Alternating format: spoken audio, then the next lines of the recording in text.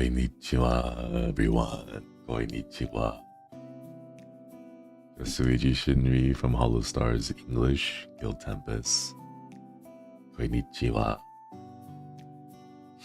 Oh. Good morning, afternoon, evening, happy time zone chat, happy time zones. Konnichiwa. Oh, real quick, let me go in. Thank you, Mr. B. Thank you so much for the 5 gift memberships. Thank you, thank you. It's hard on it. Thank you for joining the collective. Thank you, thank you. Thank you so much. Oh no, sorry, I do not know how to pronounce the name, but thank you so much for the 5 gifted memberships. Thank you, thank you. Really appreciate it. Thank you so much. If you received a gift membership, please, I hope you enjoy it. Thank you for joining the collective. Thank you. They're the hearts. They're the hearts. Thank you so much, everyone. So, as a reminder, just hang out here at the beginning of the stream before we get started, just to give everyone a little bit of time to trickle on in and get settled before we hop into the game. Today's visual novel I am like a little bit excited for because it has been wait, check, get closer. There we go. Did you sleep well? I think I did all right. My eyes are like a little sore and a little dry. Also the dry air doesn't really help, but it is all right. What genre is this? More like mystery, I think. Vernon, thank you for joining the collective. Thank you, thank you. It is like a little mystery thriller. Okay, so basically the premise is... Cupcake, thank you so much for the super chat. I was told I'd be better here for this yesterday, so I hear Koi entered. Doesn't move your base taste and cozy setting. I hope so. I hope it's fun and cozy today. So the premise of Start Again is that you are one of 4 strangers who wake up in a mysterious setting, in a mysterious environment, and you need to figure out what's going on, because when you wake up, a timer starts ticking down from 2 hours, and if you don't manage to escape, everything, like the buildings will collapse and everything falls down. It is implied that you do not survive. Maury, thank you so much for joining the collective. Hello, wait, well, thank you for the super chat. Spilled my coffee this morning, became a precursor to how my morning is going at work. Hope your day fares better, good sir. Excuse me while I lurk. No worries, I hope things get better for you. Happy lurking, happy lurking. Sounds similar to the concept of the Zero Escape series. Yeah, if it was like entirely visual novel, something like that. Like Danganronpa, kind of. There's not really like a trial system here. It's just 4 people trapped, and they need to figure out who each other are, and then like how to get out of there safely. Shinri, hot dogs or hamburgers? Important question. Oh gosh, I love both. I love both, but I think I would have to go with hot dogs because it's a little bit easier to customize and also hold all together. I think hamburgers, because it's a split top or split bun, it's a bit difficult. Somewhat of a BL game. Yes, there is a little bit of BL. Actually, that's kind of like one of the main subplots. It's like, it's a subplot. It's not like the main thing. Did Shinri know? I knew. This is one of my favorite visual novels. Burn! Oh my goodness, thank you so much for the 5 gifted memberships. Thank you, thank you. Really appreciate it. Thank you so much. If you receive one, please, I hope you enjoy the benefits and perks of the membership, as well as the emotes. And this little guys, the channel badges. But yes. It's mostly mystery. It's mostly like suspense and thriller. I don't know how to describe it. It's a lot of fun. I think it's really interesting. The story is, it's a little bit campy, I would say, but like it hits all the right spots. you know, there's a lot of like a lot of love, a lot of like angst, a lot of pain. I don't know. It's one of those visual novels that I really enjoy reading. And it's fun. Stephanie, thank you for joining the collective. Thank you. It's like it doesn't take itself too seriously at times. Like it knows that it's like a very kind of a little bit cliche here and there, but it's still pretty fun. Anyway, anything? Thank you so much for the super chat. Missed the membership opening, but congratulations. Thank you. Data, thank you for the super chat. Can you dunk? It has been a while. Not sure if I would like risk it at the moment, but maybe with some practice. And ground coffee powder, welcome to the collective. I think of all the boys, Axel plays like the most amount of basketball. It has been a while since I've done like a sports involving like balls in general. It was a time when I like really wanted to get into volleyball, and then like I did for like summer, and then I just stopped. I don't know why. I think life just got busy. Arnold, thank you so much for the super chat. Don't want to cry, so I'll join the VOD gang. Thank you for the super chat. I hope you have a wonderful time. And Raylan, thank you for the super chat. I am not giving up, but obsessed inks is not scary.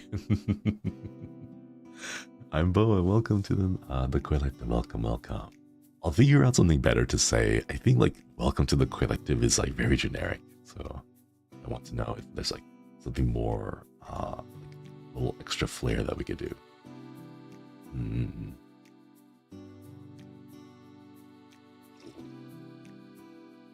I think it's the best way to start out the week.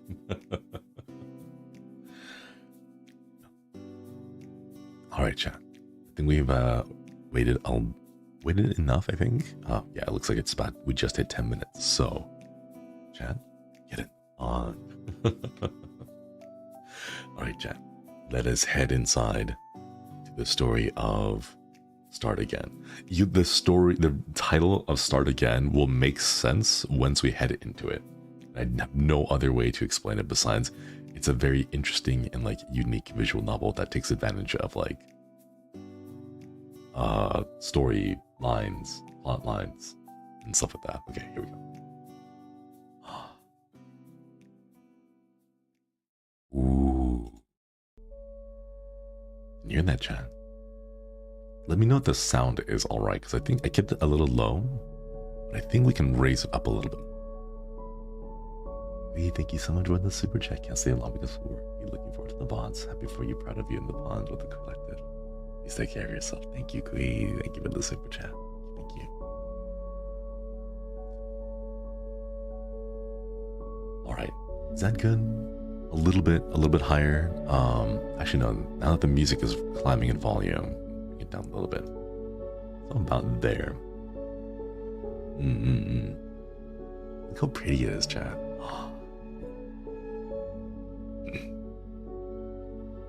Alright, chat. Here we go.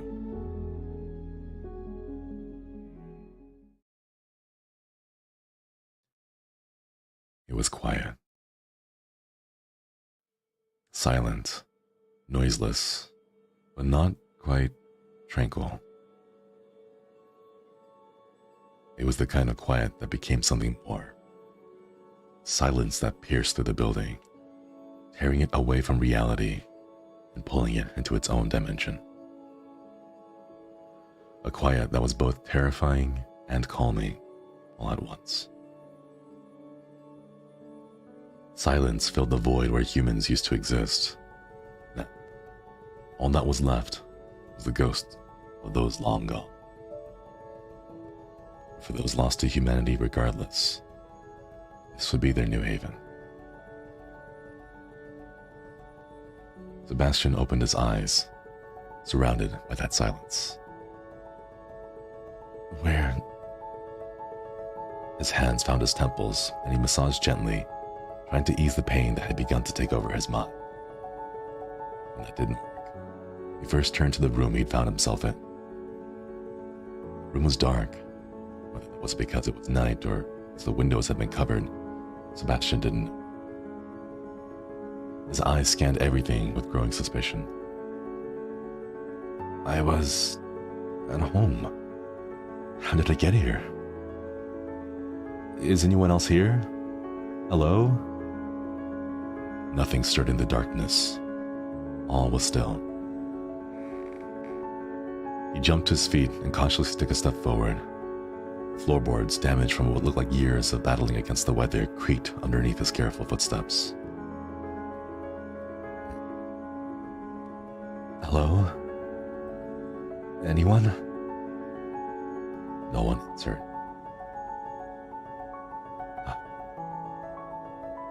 If there's any ghosts here, I promise I'm not an exorcist.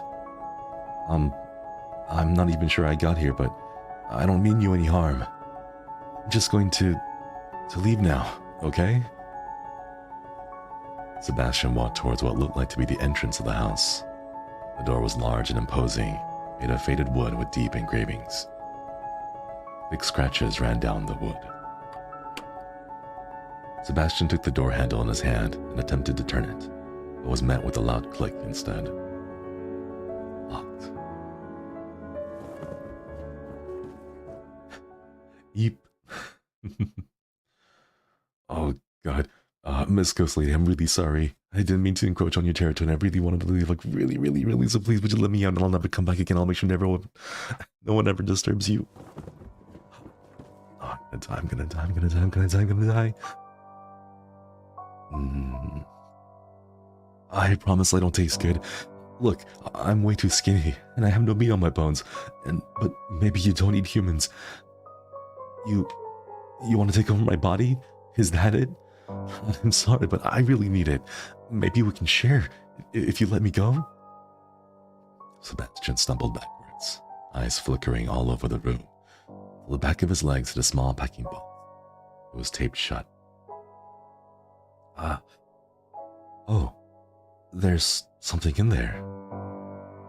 Sebastian crouched down and put his ears to the box. It was moving from side to side slightly. A muffled sound came from within. Come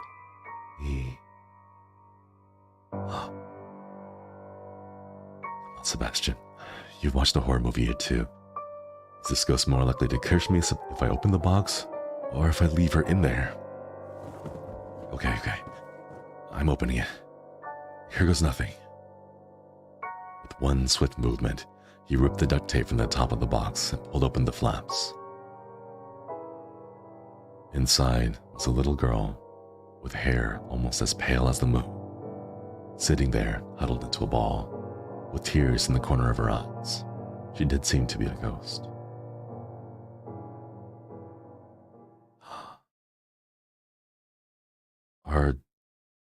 Are you okay? No. Where am I?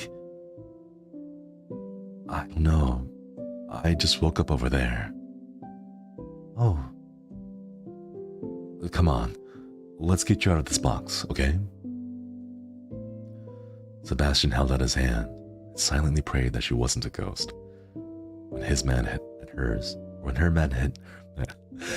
hand met his, instant relief washed over him. Okay, not a ghost. I thought you were a ghost. Wait, you're not, are you? The little girl shook her head, long hair flowing from side to side. Okay, that's good. Well, my name's Sebastian. What about you? My name is Nini. Okay. It's nice to meet you, Nini. I'm not sure how I got here, but it's about time we left, don't you think? Nini nodded her head, using her sleeve to wipe the tears out of the corners of her eyes at the same time. Let's take a look around the room, alright? Maybe there's other people here. Or if there's not, it's just the two of us. Sebastian couldn't help but cringe with each step the two took around the room. The creaks and groans echoed through the house. If anything or anyone was nearby, they would have been hurt easily by now. Sheets laid across much of the furniture, and dust laid across the sheets. Whoever had once lived here left quite some time ago. Mr. Sebastian? Yeah? I think there's someone over there. Nini pointed into a dark corner of the room. Dated pieces of furniture concealed whatever was hidden over there. Do you know? I thought I heard someone say something. Okay. Well, I'd love to look, but now I'm suddenly thinking about the ghost thing again.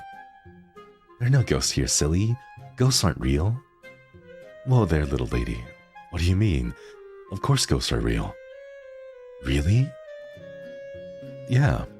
It was the summer of '64 when I met my first ghost. You're not that old. No. Okay. I may have never met a ghost, but I'm certain this is a haunted house. How did you know? It has all the telltale signs. 1. Strange noises. That was me, though. 2. All the doors are locked. Couldn't someone else have locked them? 3. It's way too cold in here. Isn't it the middle of winter? And lastly, I feel like someone's watching me. Again, I think that's probably me.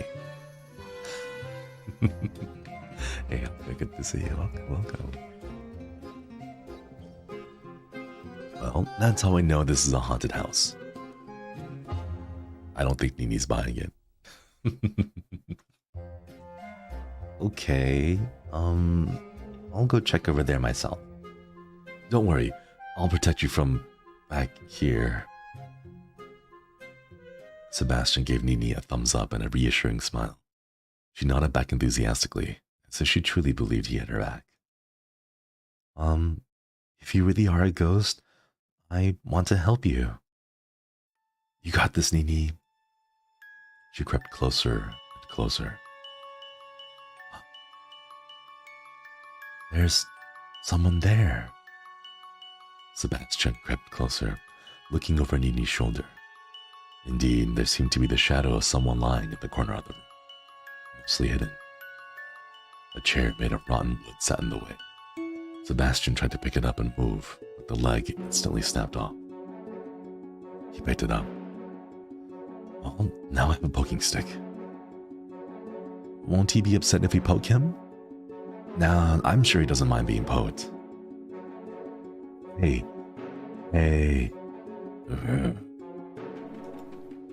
Well, in good news, he's not dead. Yay. Where?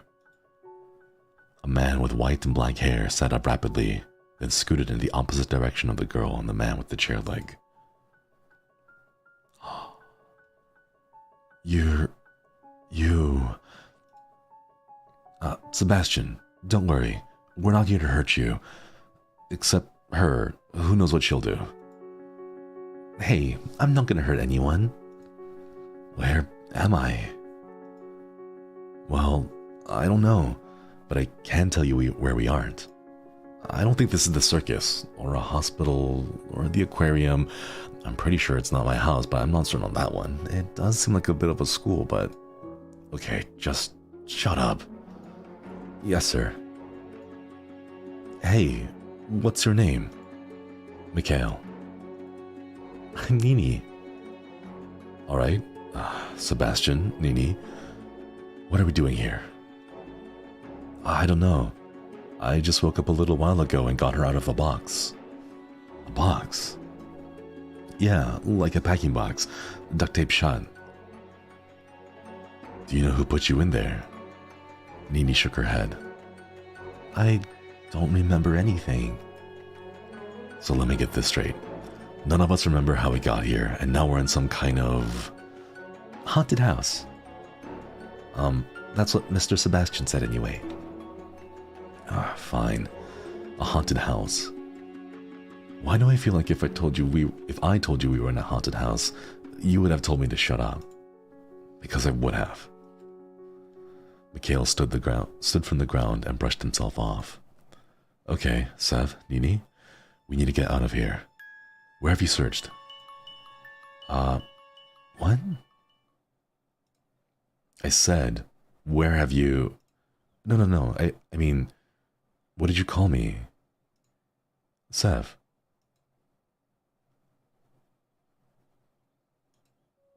Isn't that your name? Well, people usually call me Sev, but I don't remember mentioning that to you. Do we know each other? You wouldn't forget me if we'd met before. Look at this handsome mug. Yeah, we don't know each other. I wouldn't forget someone with such a big head. Hey, Mikhail. You seem like a Mika to me. His face turned pink. Chat like he's blushing. Call me Mikhail or I'll use that big head of yours to open the door. Seth put his hands up in a fake surrender. Fine.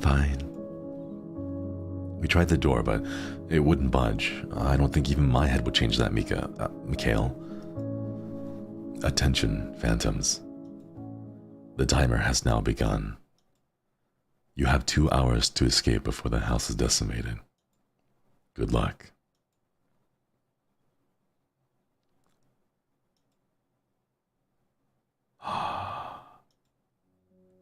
A timer appeared from somewhere unseen, projected onto the wall. In front of their eyes, it changed from 2 hours to 1 hour, 59 minutes remaining. What the hell? Who said that? It wasn't me. No shit, Sherlock. It sounded like it came from a speaker. Is someone watching us? Do you think it's some kind of pervert? No. I think it's someone that wants to see all 3 of us dead. That seems worse. What's going on? Her large eyes blinked over and over again, as if she was trying to stop herself from crying. Seb knelt down to be eye level with her. It's okay. Someone put us in here, but we're going to get out again. You just have to be brave. Oh, okay. I need you guys to think. I'm always thinking. Properly, Sebastian. What's the last thing you remember? Nini spoke up first.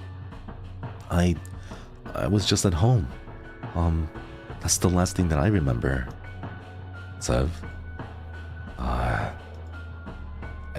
think I was in a train? No, a factory. Or was it a church? Can you be serious for 5 minutes, please? I am being serious.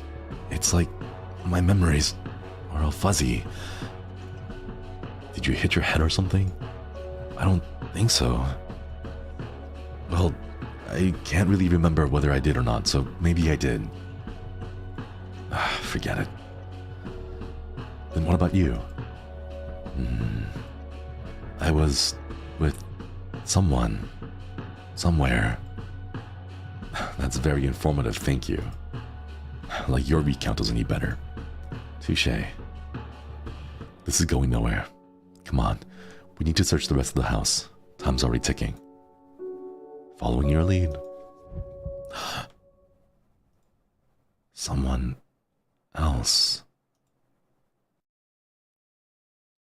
Wait. Mikhail had already moved to lead through what looked like was a long, dark corridor. He paused, a look of mild annoyance on his face. What? Please don't say something stupid and waste our time. No, it's just... Aren't we missing someone?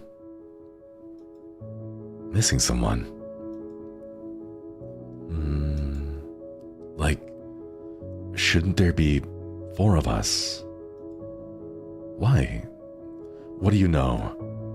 Nothing. I don't know anything. It's just a feeling, I guess. We already searched the room. There's nobody else.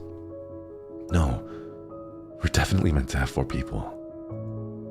Sebastian, you're starting to get on my nerves. You know what this looks like to me? Huh? Someone purposefully stalling us. And what if I am? Then I would be led to believe that you were also the one who brought us here. Mikhail's body stiffened up. Well, luckily I'm not. I'm serious. I just feel like we're missing someone. Someone important. Fine. Then what's their name? I don't know. Ooh. Welcome to Start Again. Start Again's story is experienced across 4 routes. Using the game's flowchart menu, you can jump between the routes at any time. From time to time, you will encounter locks in the story that will require you to have information from other routes. You can return to the flowchart by pressing the flowchart button beneath the text box. Ooh. Alright, chat. Here we go. Look at all those routes. Oh my gosh. Look at all of those. Okay. So we can't progress on this story because we don't know who is missing. When we come over here at the very bottom, it says who is missing. We don't know who the 4th person is. So we have to find out. And the way that we find pieces of information that will unlock this lock here is by trying out the other routes here. So we're going to go through those one by one to see if we can find it out. Here we go, Chad. So this one we'll call the main route here at the top. It looks like they're all connected to each other, but are separate from these. So let's go see.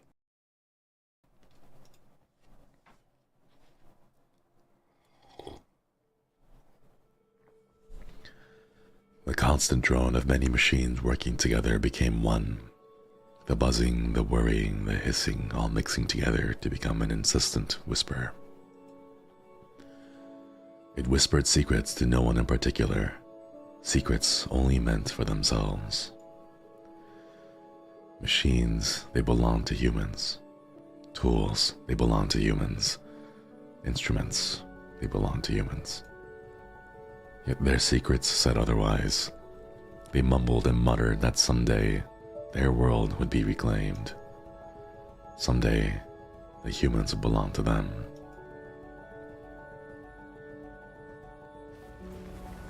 A steel beam crashing to the ground just inches from where his body lay discarded was enough to force Sev's eyes open. He jumped to his feet, his heart rate racing faster than what would be considered safe.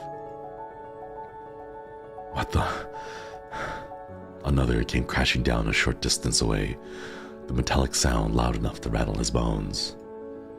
His eyes took in the surroundings. A large open space made of cement and metal. The windows were black, but whether it was intentional or soot had dyed it as colors so dark, he didn't know.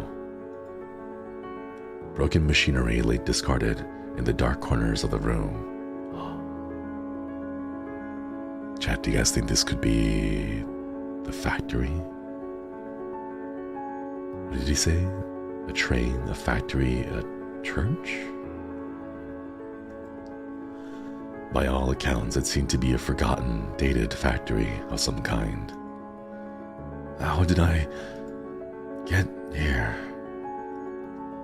Where even is here?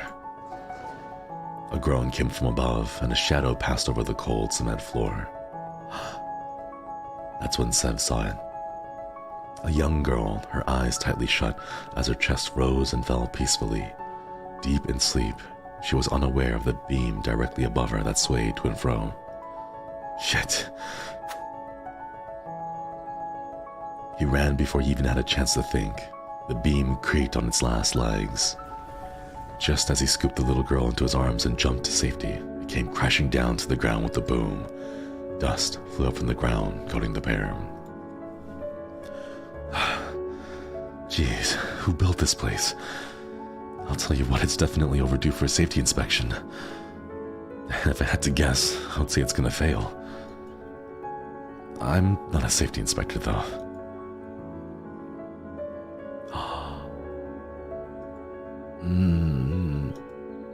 Dad? I don't think so. Unless someone hasn't told me something. She wriggled from his grasp, retreating a distance away and eyeing up her surroundings. Where am I? I don't know. Hey, look, I just woke up a second ago as well. You can trust me. I realize that comes off as untrustworthy, but you've got to believe me here.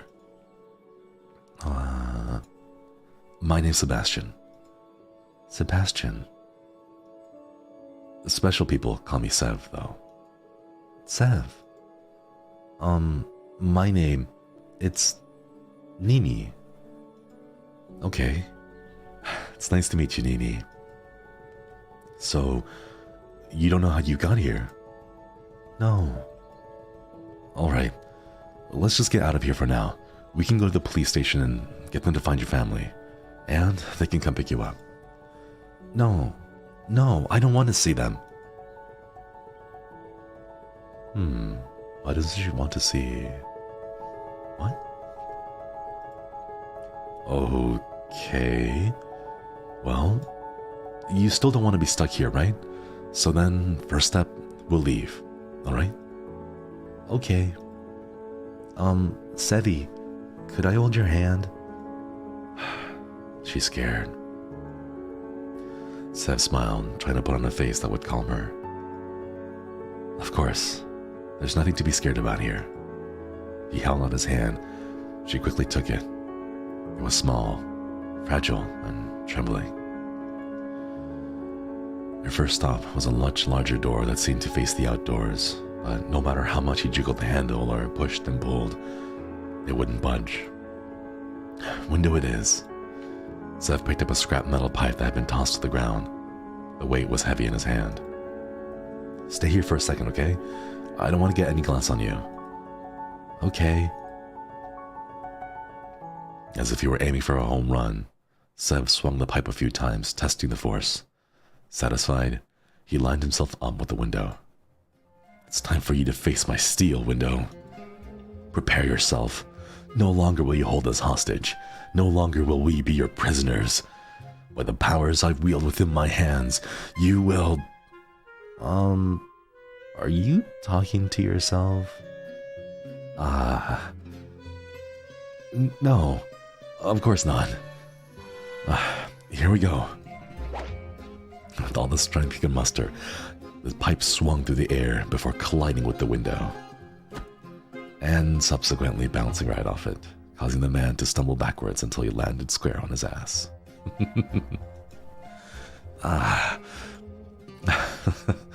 I'll try another window. And so he tried another, and another. Yet none of them would break. He walked back to take Nini's hand again. Okay, looks like the windows are a no-go. I'm sure there's a way out around here somewhere. Even as he said that, another beam fell from the ceiling with a metallic clang that echoed through their heads. And it started as a gentle sniff, but soon became a blubber. Tears overflowed out of the corners of Nini's eyes as she watched the world she knew fall apart around her. It's okay, really. Look, we'll be fine. Attention, cogs. The timer has now begun. You have 2 hours to escape before the factory is decimated. Good luck. Again, the same thing. What? Decimated? Sevi, what's that? Nini, between tears, pointed out towards the wall. On it was a projected number. 1 hour, 58 minutes. Stay calm, stay calm. The little girl's gonna get scared if I get scared. This must be some kind of a practical joke, right? Yeah, it's just a joke. Play along with it. We should... A loud banging 5 times against something metal came from across the room. Behind the shelf. Nini, help me move this. You don't really have to help. No, I'll help. Nini rubbed her face against her sleeve, leaving it damp with tears, before jogging towards where the banging was coming from. On the count of 3, we'll push. Got it? She nodded enthusiastically. 1. Sev cracked his knuckles, preparing to show what he was made of. 2. He took a deep breath and a little stretch with his arms. 3. The bookcase slid to the side with no effort whatsoever, thanks to Nini. Sevi, it's on wheels. Cool. Just got shown up by a toddler.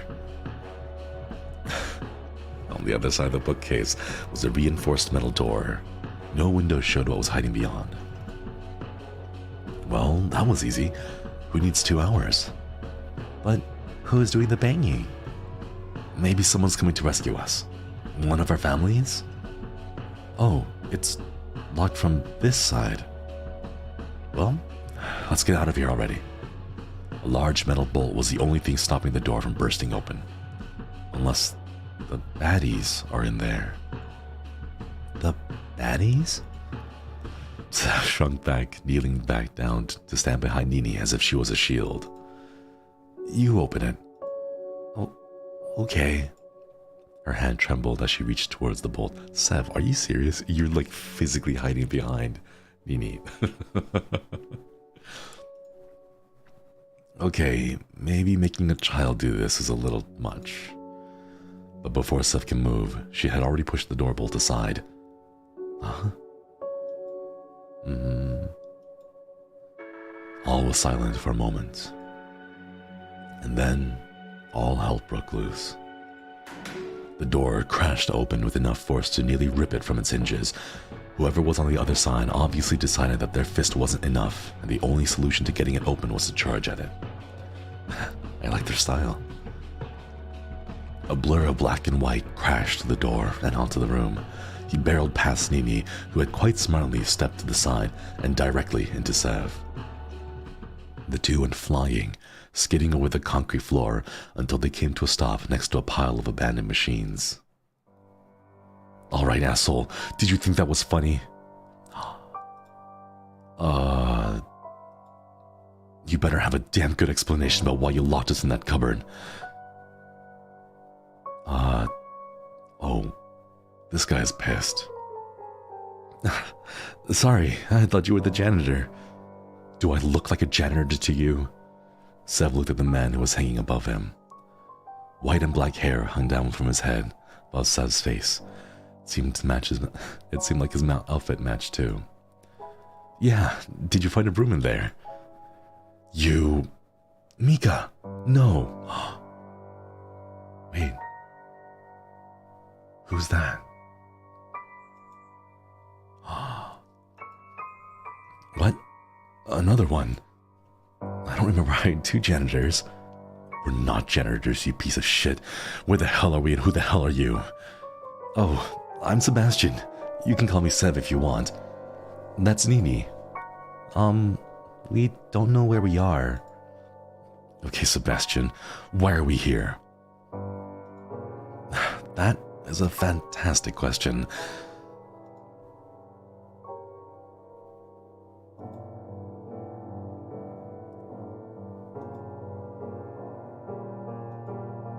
Well, no idea, to be honest. You think I believe you after you locked us in there? Oh yeah, I was actually lying about that. Sorry. He didn't say anything further. He silently raised his fist and swung it downwards.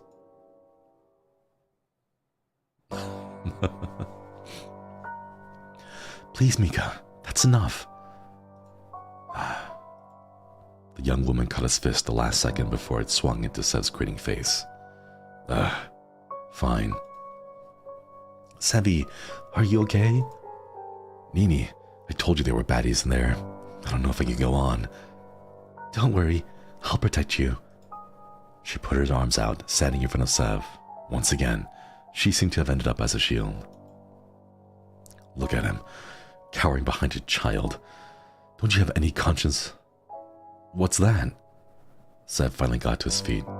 His back ached until the two of them had skidded over the ground, rebel and all. Believe it or not, we're stuck in here just like you, Mika. My name is Mikhail. Don't call me Mika. I'm sorry, he's just a little cranky right now. I'm not cranky. We're stuck in a tiny room, and when it finally opened, these two were here. You should be more suspicious of them. One of them is a little girl. Why don't we start over? Great idea. You guys get back in the closet, and we'll push the shelf back over. I'm going to hurt him.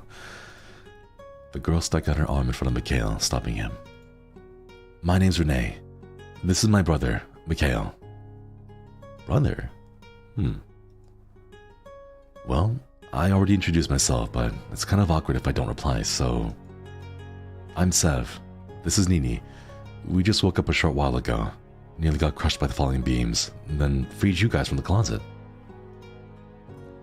Oh, and then I got tackled by your brother. He's a little forward, isn't he? I apologize for him. Well, you shouldn't. Tell us what you know. How many times do I have to say I don't know it? I know nothing. I'm not surprised. Just your face screams alone. Your face alone screams airhead. Well, what about you? I don't remember anything. Neither do I. How about you, Nini? No, nothing. As much as standing in a circle getting to know each other is fun, if I can direct your vision to the timer on the wall. He pointed to the time, as if there was a flight attendant. 1 hour, 40 minutes remained. That's right, there's a timer. We're already running out of time, majorly. You don't believe that bullshit, do you? What, like the building will be decimated in 2 hours? Yeah, I kind of do. Then you're an even bigger idiot than I thought. We'll just break the window and be done with it. Break a window? How could I not think of that? Man, you really showed me. Please, be my guest. In fact, here, take this. He bent down to pick up an abandoned rusty metal pole, then handed it to Mikhail. Mikhail snatched it out of his grip, then sauntered up to one of the darkened windows with a cocky gait. He wound up his batting arm, as if a mirror into how Sev looked just a few minutes ago himself. Pull it back a little further. They might be tough windows. An old factory like this? Don't be stupid. Yet despite his words, he still pulled the pipe back just a little further. Sev watched on with a smile. Mikhail swung down hard. The air whistled. And then the pipe bounced right off the window directly back at Mikhail and hit him squarely in the forehead. He instantly collapsed to the ground and Sev burst into laughter. Mika! Oh my god. He really did it. Is he okay? Why didn't you tell him we already tried it? Sev shrugged. He was the one who wanted to try it. Better he sees it for himself and how trapped we are so he takes it more seriously. Mikhail, are you okay? Asshole. Renee helped Mikhail back to his feet. He swayed back and forth for a moment before finding his footing. With that sorted, how about we start looking around and actually find a way out of here? Unless, of course, you two want to go around too with the window. Leave it, Mika. We should hurry. Whatever. We'll search over there. Do you two want to start on that side of the room? Okay. Sevi, want to look around together? Of course. Mika over there probably smells anyway. As Mikhail's fist tightened, Renee led him away by the arm. He's not very nice. Just a terrible personality all around. Well, that doesn't matter. We're only going to be stuck with them for a little while. Come on, let's look around a bit. They searched through every nook and cranny, careful of anything further falling from the ceiling, but it seemed to have stopped already. Everything was covered in a layer of dust. Everything was covered in a layer of rust. Whatever this factory was once used for was long in the past. Sevi, what do they make in factories? All kinds of things. Cars, clothes, food, little girls. Little girls? Yeah, maybe you were made here. Don't be silly. Little girls don't come from factories. They come out of their mom's bellies. Little parasitic aliens bursting from their chests. I understood that reference. No? She shook her head. No. Fine. Maybe you're a little too young to have watched that. Hey, you guys. I think we found something. But, well, she looked awkwardly back over her shoulder when Mikhail was desperately trying to push a large piece of machinery to the side. He didn't look like he wanted to ask for help. Can you come help? With pleasure. The trio approached Mikhail, who was red in the face and panting. Oh, I said I don't need any help. You haven't even moved in an inch. I have. Step aside. We got this. We? What? You're gonna make the kid do all your dirty work? I'm strong too. I can help. Hello, Flayon. Welcome. Maki Raid. Hello. Welcome. Thanks for stopping by. Hope your stream went well. Hope your collab with Kobo went well. Thank you for stopping by. I'm strong too. I can help. Aw, Nini's... Aw, protect Nini. Nini is precious. And... push. Sev and Nini lined up beside the old machine. It was definitely heavy, but in just a few moments, it was pushed aside. There we go. It was all Nini. She flexed where her muscles would be if she had any. A door. Looks like this is the right way. Huh? What's this? Beside the door were two screens, one awaiting a password and another with 4 colored buttons on it. Oh. Sorry, chat. Give me just a moment. Ooh. I forgot I always had a... There we go. I had Maki stream on in the background, and then when he raided over to me, it went to mine and started playing music, so it like doubled the audio.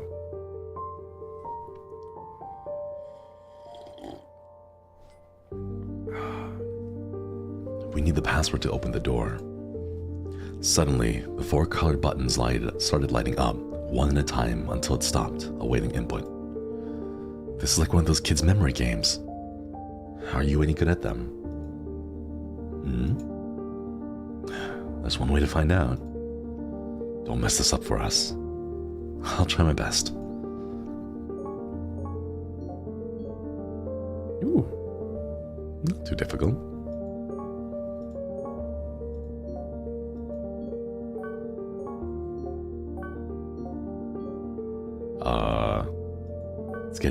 It's getting more complicated.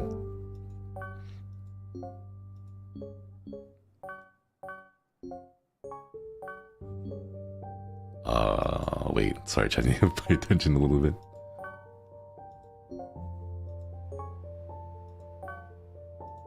There we go. That's Sev pressed the last button. Oh, Sijo, thank you so much for the super chat. Thank you. As Sev pressed the last button, the screen went dark before lighting up once more with the word Enter. Enter? Is that meant to be the password? That's a dumb password. It's like making your password open sesame, but worse. Well, whatever. I'll try it.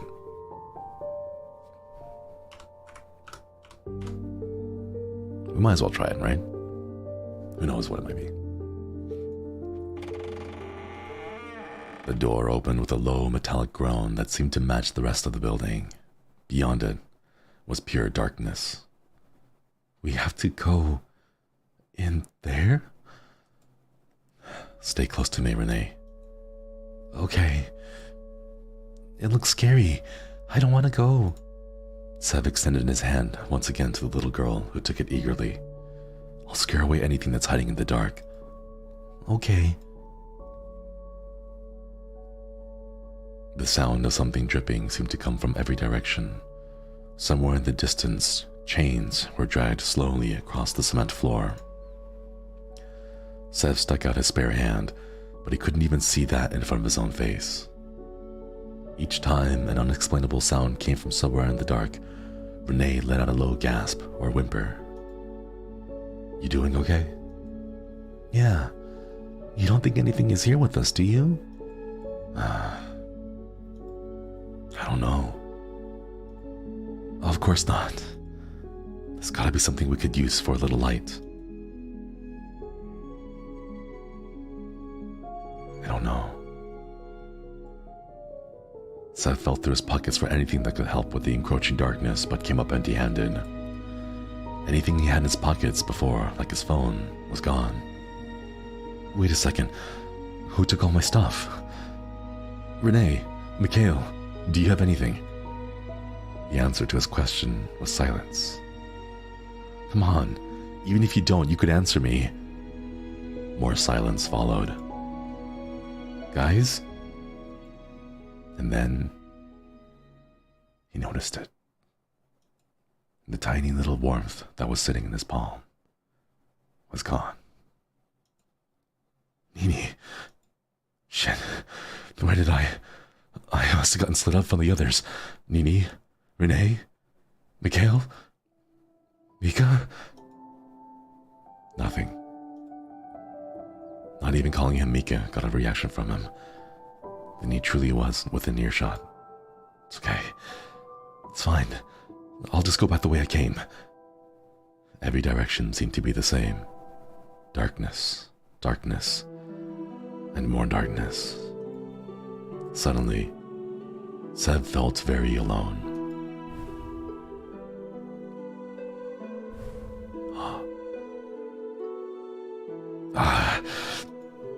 He clutched his head. A pain shot through the base of his skull all the way to his eyes. He pressed his palms against them, trying to calm the throbbing. Wait, where was that? Another pain shot through his skull. He fell to the ground, his hand still clasped to his eyes. It's not meant to be like this. I made a mistake. Whether he waited for 5 minutes or an hour, he didn't know. Surrounded by blackness that rivaled the night sky, he waited for someone, anyone, to help him. But all that waited was the end. As the factory fell down around him, one thought entered his mind. Someone has something that can help.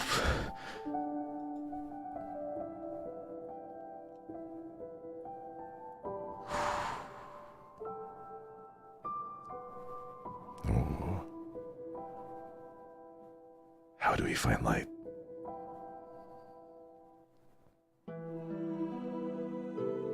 So we can't progress with this one, but chat. It looks like we found out who the fourth person was.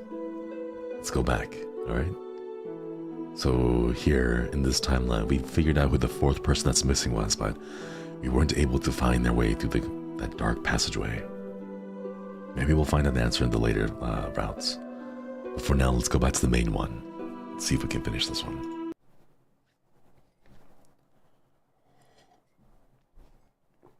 Okay, we're gonna go ahead and skip through all the dialogue here so that we can get to the question part. It was a weird sound. Deborah, thank you for the super chat. Thank you, thank you. All right, it's gonna flash a lot, so just a little warning. Here we go. Who is missing? Who is the fourth person? And with the information we gained from the other timeline, now we know that it's Renee who is missing.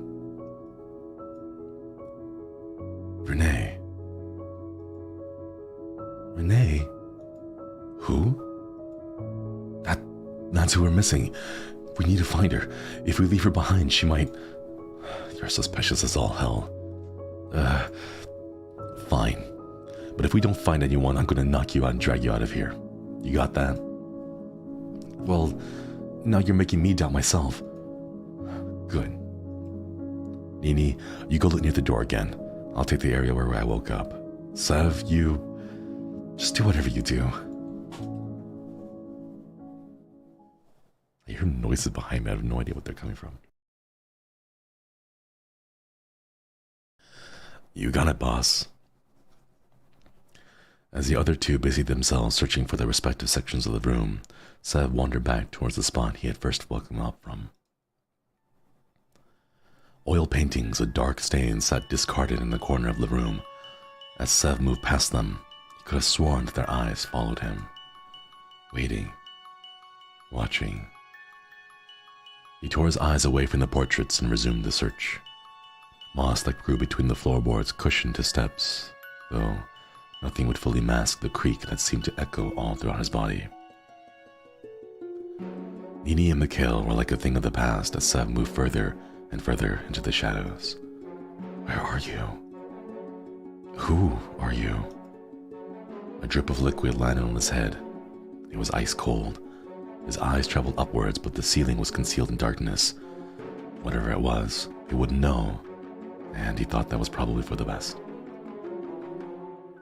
As the brunette pushed aside furniture long broken, he heard it.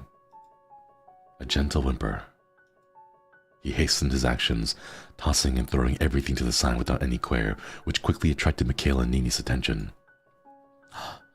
A young woman, no older than 20, lay sleeping beneath a pile of debris. The three worked together to pull her out and check for injuries. Is she hurt? She's okay. She's just sleeping. I'm not sure if this makes you more or less suspicious. A bit of both. Sev cradled the woman to his chest. Her breathing seemed normal, and there wasn't a scratch in her body. We'll talk about it more later. We gotta wake her up and get moving. Excuse me, miss. Miss, it's time to wake up. She didn't stir, no matter how hard Shev shook her shoulders. This calls for something a little more serious. Should I be worried? No, it's not bad. When I was in school, my mom could never get me to wake up, so she would hold me down and tickle me until I went blue in the face and passed out. It always worked. Wait, passed out? If you pass out, wouldn't you be in bed for longer? Oh yeah, that's why I got to stay home from school. Useless. It's not useless. You're useless. Hey, Miss, what did you say your name was again? Renee. The moment he spoke her name, her eyes fluttered open, and they were a deep red, almost the same color as her dress.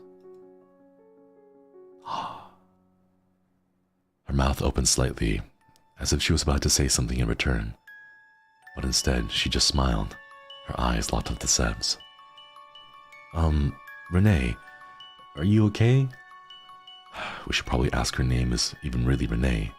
I mean, this whack-job is the one who said her name. That was her name in the first place. Yes, my name's Renee. Do you know me? I don't think so. But he knew but he knew you were in here somewhere, and he knew your name apparently. Thank you. Where are we? A haunted house. A haunted house. There's yet proof to be it's haunted. Maybe you're all ghosts and you're haunting me. If I was dead, I wouldn't be wasting my time haunting you. Am I really dead? Don't listen to him, Nini. With that smile still on her face, Renee stood from the ground and looked around the room. What a dump. I feel like we have a lot to explain. I'll do the explaining while we walk. Come on, into the corridor. Mikhail practically dragged the other three out of the room, rushing towards their hopeful exit. The room was beyond even more starred for light than the entrance hall. Darkness crept in every corner, waiting for someone to become separated from the group so they could be devoured completely. Let's make this quick. We were probably kidnapped. We all woke up separately in that room, and we're stuck in here for some death game with 2 hours. Well, less than 2 hours now to escape. Got it? That's a little... I understand. Renee picks up on it pretty quickly. Do you know who brought us here? No. Wait, this is me. No. And we have a little over an hour and a half left. This isn't good. That's putting it mildly. We need to go as quickly as possible and not waste any more time. Do you understand, Sebastian? I like it when you call me Sev more. So we have Sev. Mikhail. Hi, Mimi. Well, this is the nicest way to meet, but it's nice to meet you all regardless. It's so dark. I don't suppose any of you saw a light switch. If this house even has lights, it looks old. There didn't used to be lights? Not before I invented electricity. Sev. Sam. You invented electricity? No, he didn't. I did. Wow. I guess he's trying to just make it light of the situation so that Nini doesn't get too scared. You're such an asshole. The further the group traveled, the more gloomy the lighting became, until it's almost pitch black. And finally, the hallway ended in a staircase. Beside it was some kind of plaque, although it was unreadable through the darkness. Mikhail ascended a single step of the staircase. Wait. This might be important.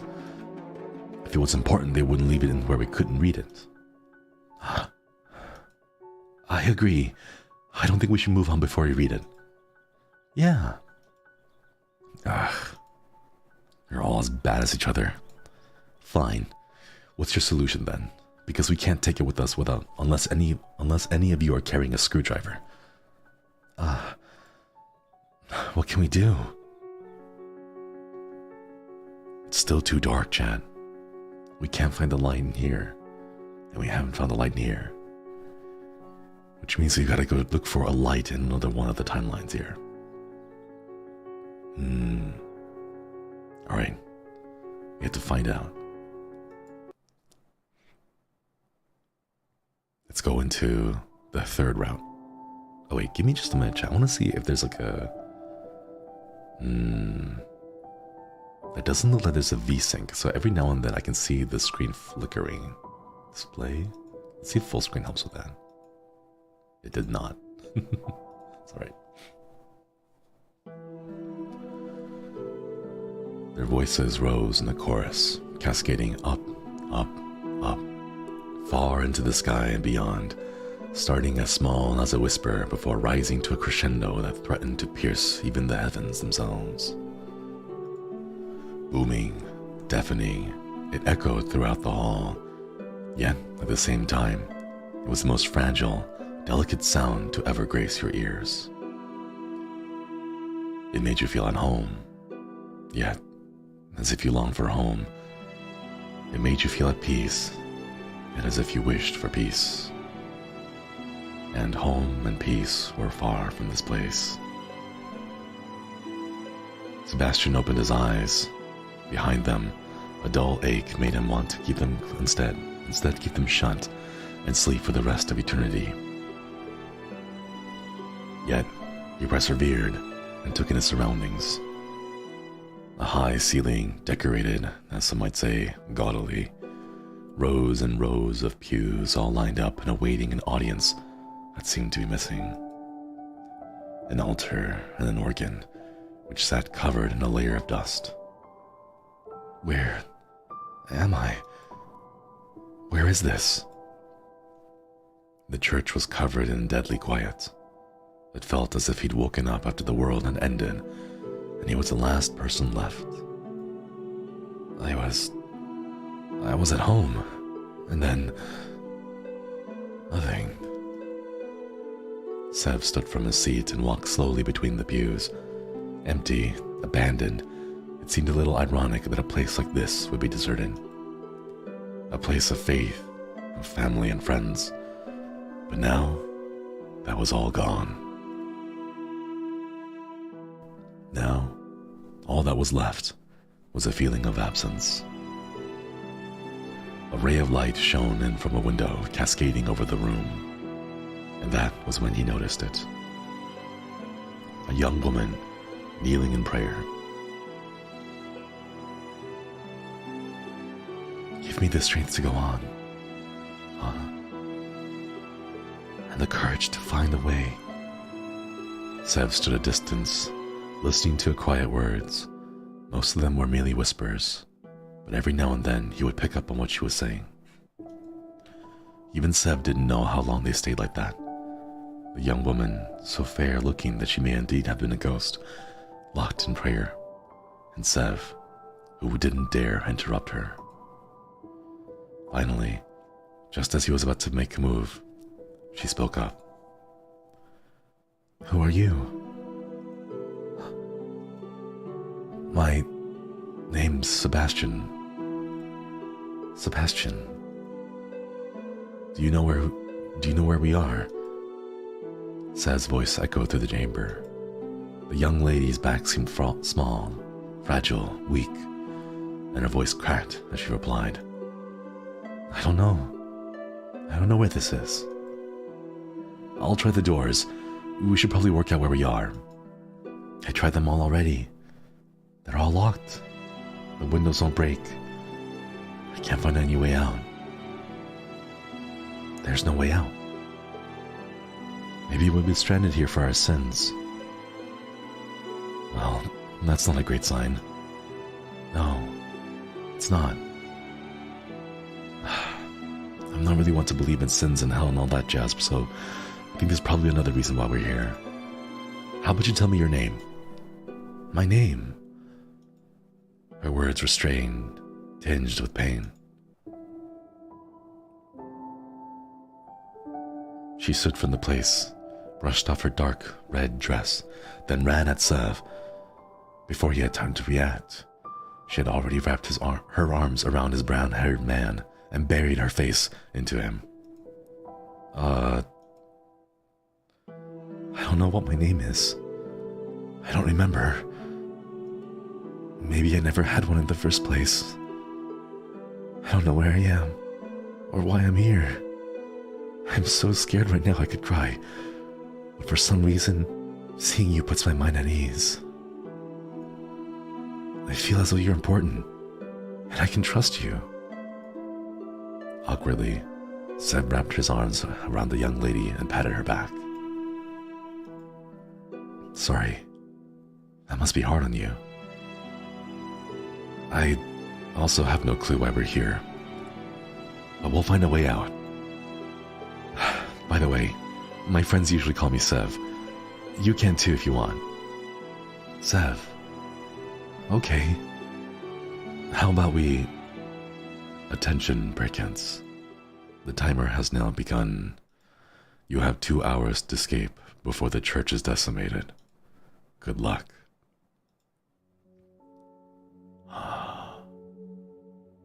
It's here too.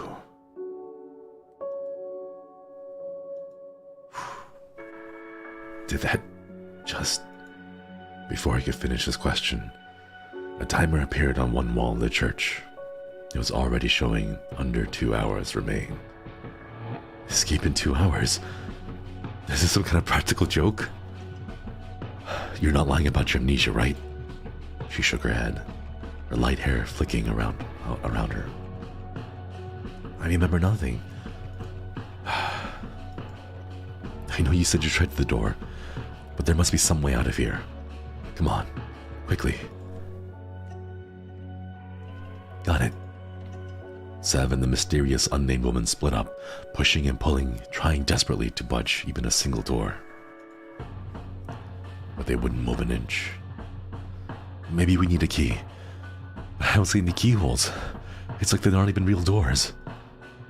Maybe they're not. Maybe they're all fakes, designed to make us think we have a chance of getting out.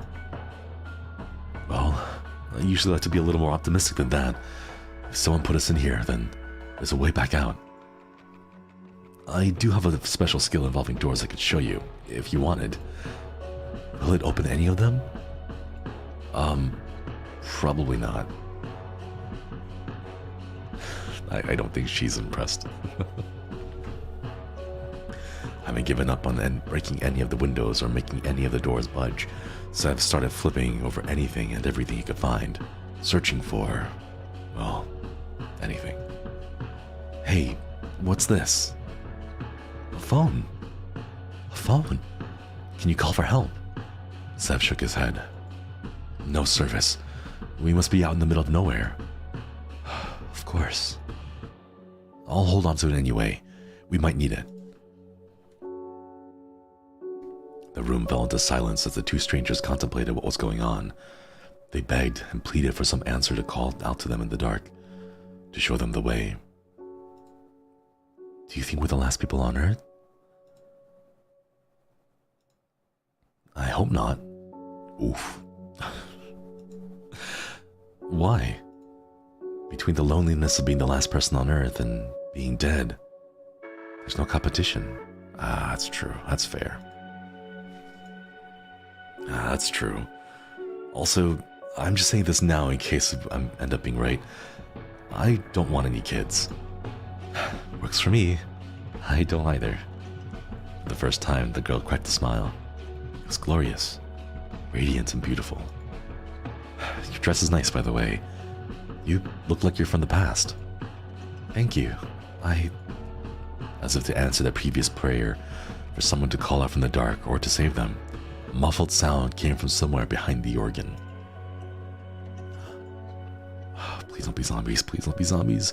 Or vampires? The girl, curious, sprung to her feet and walked behind the organ. A gasp followed. What the? Is everything okay? There's a coffin back here. The color drained from Sev's face. A game of life or death he could deal with. Being possibly kidnapped, he could deal with. I knew it was going to be zombies.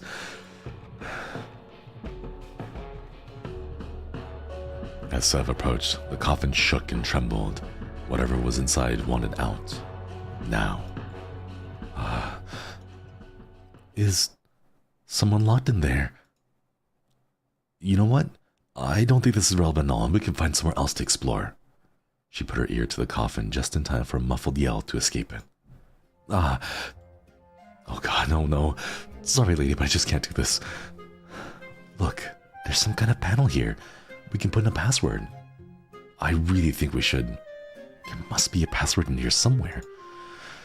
Aren't you afraid? Of what? Coffins usually, hold dead bodies. But listen, whatever's in there is obviously not dead. That's so much worse. How can you not see how much worse that is? You stay here while I go look for a code. I'm really liking this version of Renee. Wait, don't leave me here. She instantly left him there. Don't make any sounds, okay?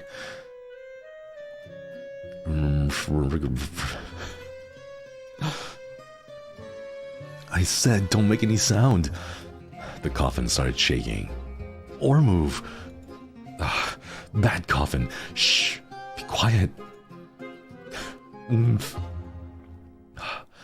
This is how I'm gonna die.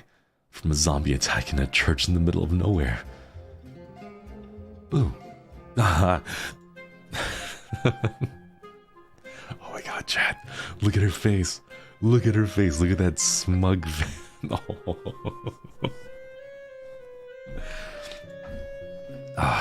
That's not funny. Did you find anything? It seems like you don't want me to get that coffin open. No, never. Well, luckily for you, I found nothing. But unluckily for you, I think it has something to do with the phone you found. I take back my foo. This thing, huh? I'll take a look. Oh, it needs an unlock code. What? A second code? I can't even find one. We don't know the code though. How do we unlock the code? And you already checked everywhere. The unnamed girl nodded. There's nothing anywhere. Nothing I can find anyway. Sev stared at the lock screen. It was almost like somewhere on the edge of his consciousness. He knew it. Those 4 simple numbers. But no matter how hard he stared at it, no matter how hard he racked his brain, he didn't know the code. Must be missing something. Come on, let's check around again. I thought you didn't want to get it open. I don't. I want to die even less than that. And the timer's already going down. Fast. Already the timer was below 1 hour and 30 minutes. What was once a respectable but somewhat dusty church became what could almost be described as a bomb zone. Furniture had been upturned, pushed aside, flipped on their sides, searching for something, searching for anything that would give them a clue how to proceed. Seconds became minutes, minutes snowballed into an hour, and soon the timer ticked down to under 10 minutes.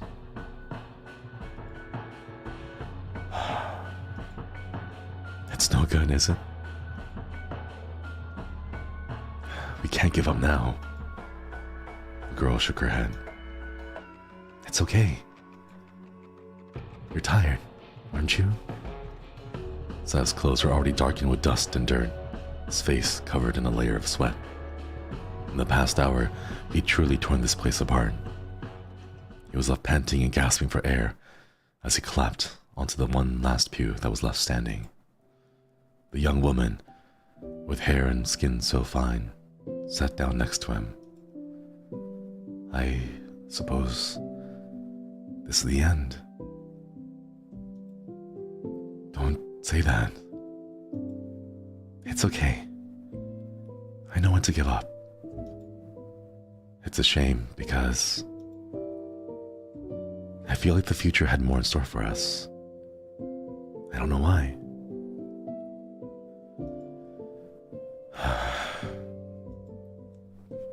No funny jokes? I'm sorry. I missed something. This is my fault. She shook her head. Maybe this is for the best. How do you come to that conclusion? Maybe there really is a zombie in there, and by not letting it out, we're saving the whole world. You think so? No. But it makes me feel a little better. Maybe we're not even on Earth anymore. Maybe we're on some alien planet. Or maybe we're test subjects in a lab somewhere. Maybe this is all a TV show and people with cameras will come out any second now. Zev? Sorry, I'm rambling. No. Thank you for sticking with me. It was the least I could do. Maybe we'll meet in the next life.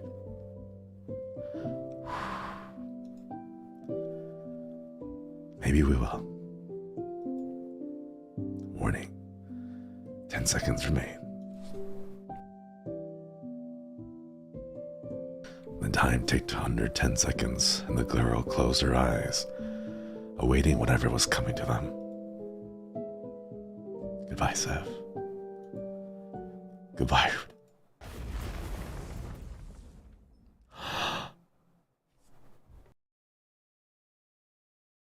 Wait. Just before.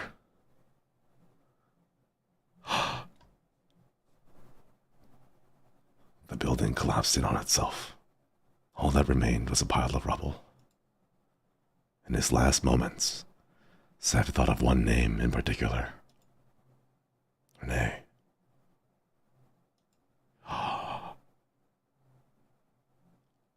He remembered.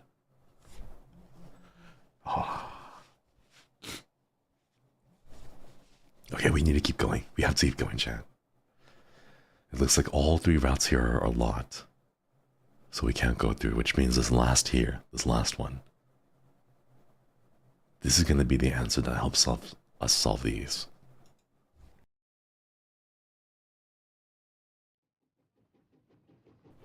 The rumbling came from deep within the metal beast. A sound of pure strength, of steel, of speed faster than a human could ever move. It swayed left and right, slowly, rhythmically, enough to lull one into a deep sleep.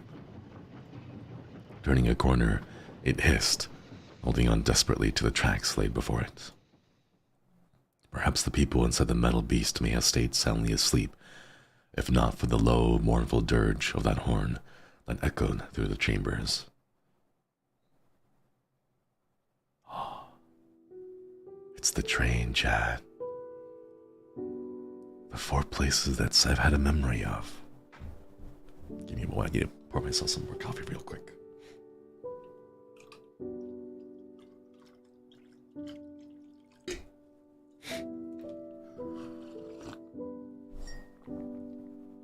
Yeah, that explains his hazy memory. Sebastian opened his eyes, his head pounding to a rhythm that seemed to match the swaying of the room he was in. His eyes passed from wall to the scenery that sped by just outside the windows, and finally to the man who rested his head on his shoulder. Who's that? His hair was unruly, tousled in a way that made Sev think he'd been asleep for some time. Unconsciously, he reached up to tame his own messy locks. The man's hair was white and black, almost perfect, except for the obvious regrowth that one could see from so close. Oh, it's... His head pounded harder as he stared at the man's sleeping face, an electric pain that sat behind his eyes. Mika. Mikhail. Mika, wake up. Sev held onto Mikhail's shoulders, carefully shaking him until his eyes opened drearily. It was somewhat like looking into a mirror in the past. The man named Mikhail first looked around the room, before moving on to glance outside the windows at the scenery that passed by in a blur. At last, his eyes went to Sebastian.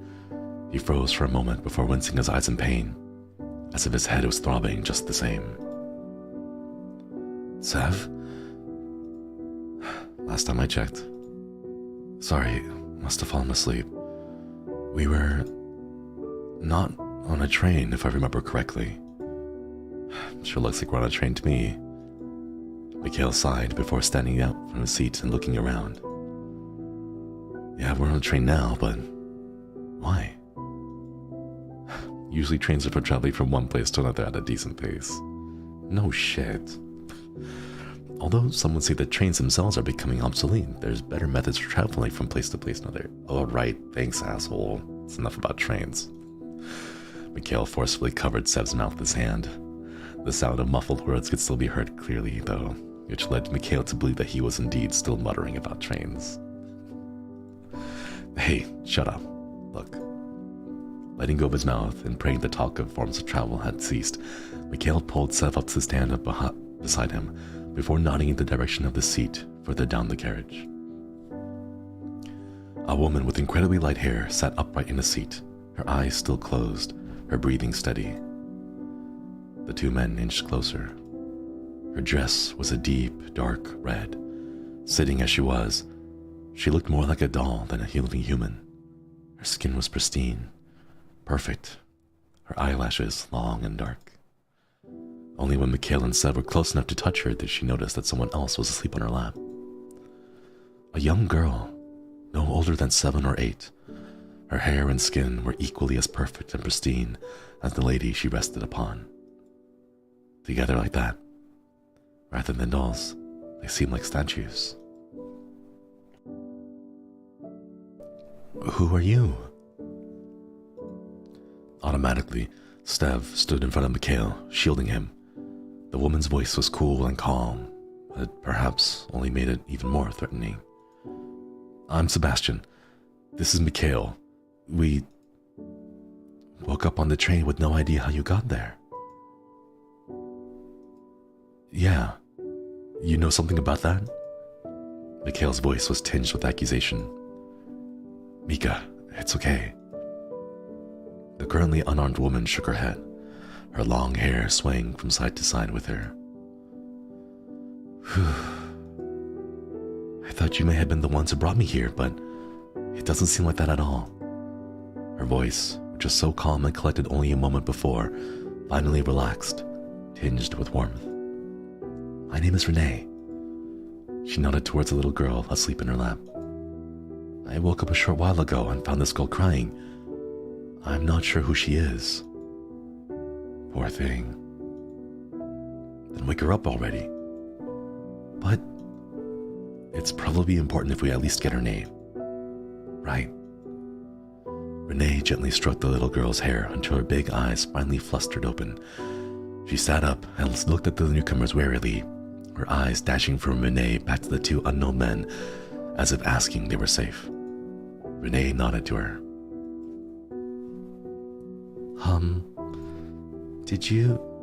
Did you also get brought here? Brought here? I remember someone carrying me here. Well, that's not a good sign. Seb knelt down so he could be on the same level as the young girl. Hey, it's going to be okay. We'll work out why we're here, and you can go home to your family, okay? But first, why don't you tell us your name? My name's Sebastian, but you can call me Sev. That's Mikhail. You can call him Mikhail. He secretly likes it if you call him Mika. Don't tell him I told you that. Mikhail looked away, a tinge of pink. Oh, the little pout. Look at Mika's pout. Look at his pout, chat. Oh. A tinge of pink on his cheeks. And we just met Renee. You and Renee are friends, right? She nodded furiously. My name is Nini. Well, it's nice to meet you, Nini. You two seem to know each other pretty well. Of course, Mika and I go way back. We happened to live next to each other growing up, happened to go to the same school, happened to be in the same class every year, and happened to go to the same high school, the same college. Either he was stalking me or the universe was telling me that we were meant to be friends. I'm not a stalker. Sure, but the evidence points to but the evidence. I'm not a stalker. End of story. Alright, sure. He leaned in close to Nini and faked to whisper into her ear. Careful, he might be a stalker. Ugh. Nini giggled, and Renee seemed brightened up too. Attention passengers. The timer has now begun. You have 2 hours to escape before the train is decimated. Good luck. Not again.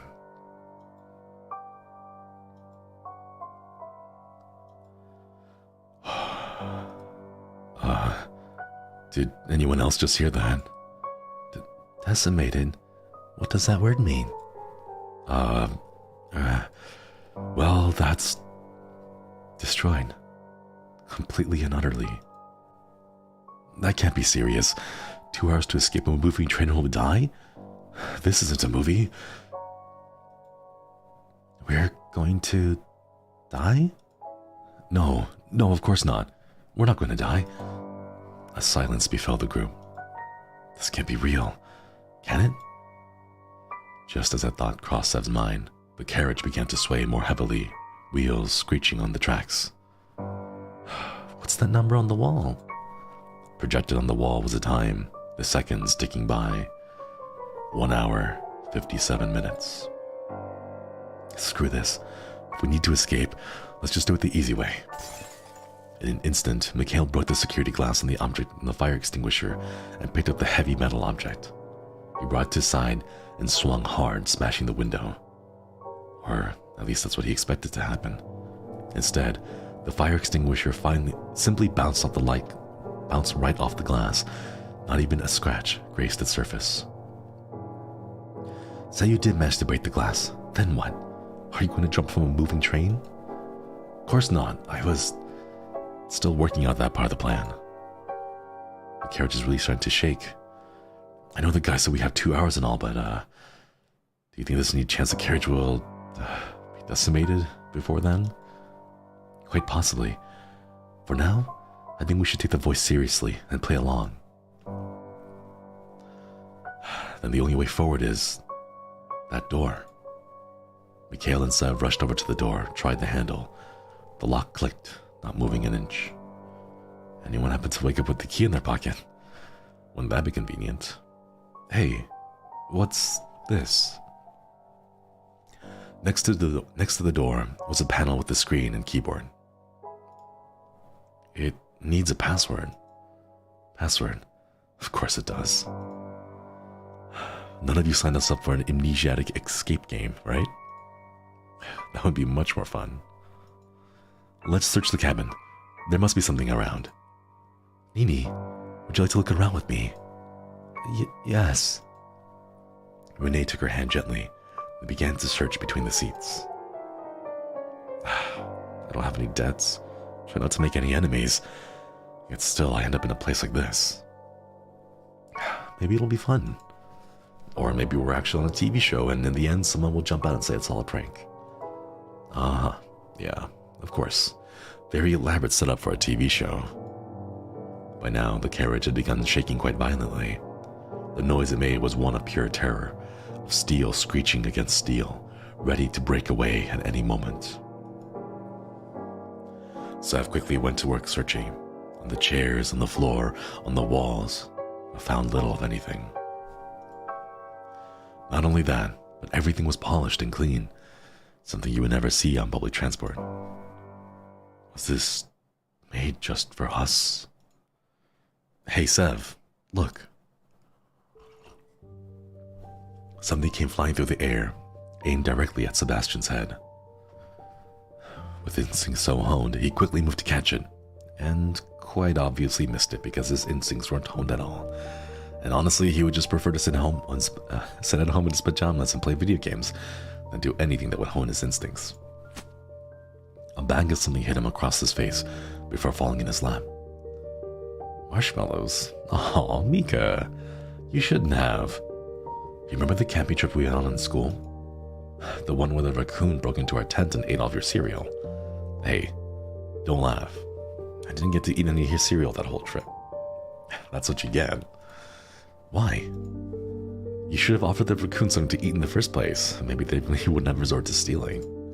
I don't know why I bothered asking. Anyway, why don't we toast those marshmallows? I think we're lacking the key element of roasting marshmallows. That's what you think. But take a look at this. From his pocket, Mikhail pulled out a packet of matches.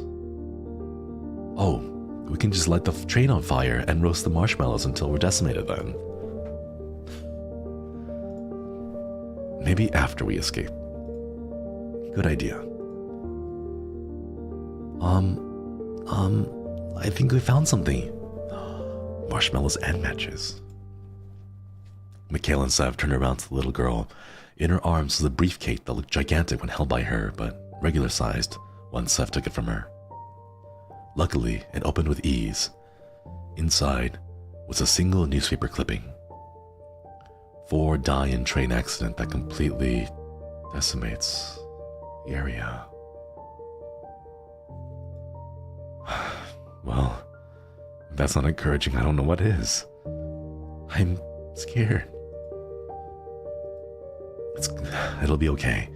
Sev here might be an idiot, but you can depend on the rest of us. That's right, Mika's so dependable.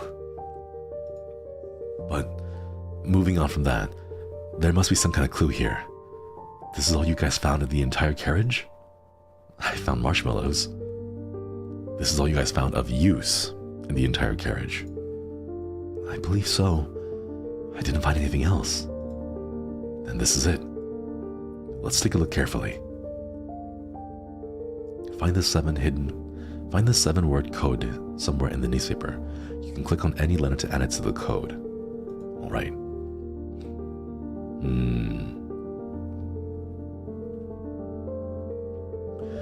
4 dead in train accident that decimates the area. Shortly after 4:15 p.m. on the 27th of December, a train carrying flammable materials crashed.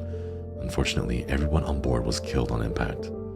Rather than call for help, it's assumed that those on board tried to reach the engine room to stop the rampaging train. Very soon after it crashed, decimated the area. It is believed that no one else is harmed due to the explosion. Volunteers are currently searching the area. Exactly why it crashed is still unknown. Huh. Wait a minute. What's the clue here?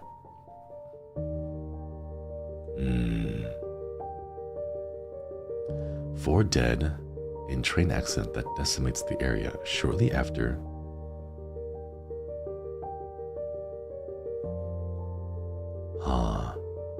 foul materials crashed. Unfortunately, everything carrying is spelled incorrectly. Carrying? December's not capitalized. Maybe let's go ahead and add that. The carrying is the arm? Flammable materials crashed. Unfortunately, everyone on board was killed on impact. Wait. Hold on. The first letter of every sentence.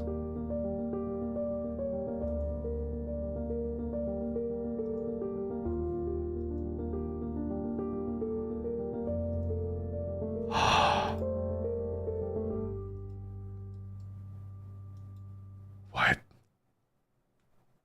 Survive. The code is survive.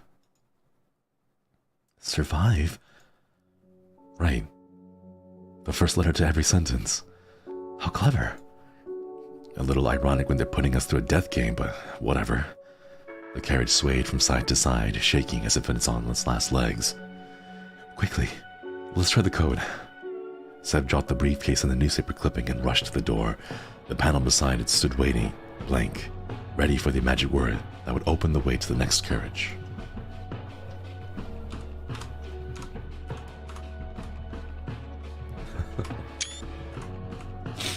Survive.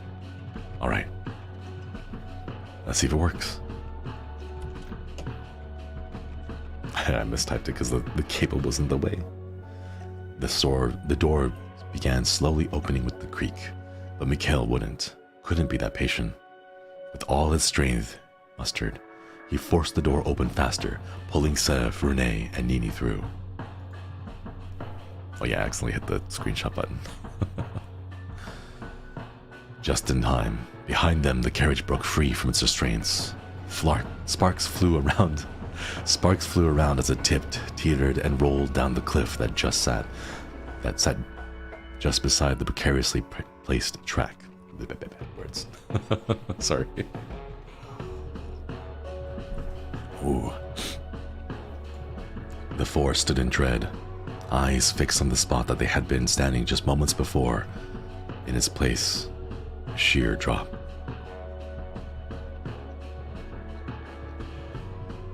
Did the train just...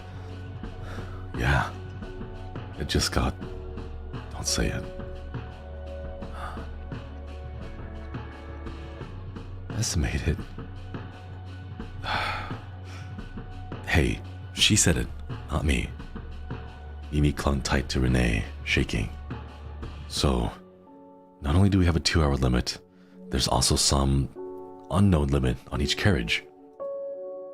That doesn't seem very fair. Nothing about this is fair. Why us? What do we do to deserve this? Apart from Nini, does anyone remember anything about how they got here? Nothing. I can't even remember what I was doing before this. Me neither. Have they messed with our memories then? If you start questioning our memories, then where does that stop? We could all have done something bad and this is our punishment and we just don't remember. One of us could have been a person who put us in here and we don't remember. Hell, you and I might even be strangers, Sev. Anything could be possible. I guess so. For now, why don't we focus on getting out of here? And how exactly does moving from carriage to carriage help us with escaping? What? Do you know something we don't? No, it's not that. Then why even bother suggesting it? Mikhail, stop it. Well, it's a heck of a lot more helpful than you have been, isn't it? Renee.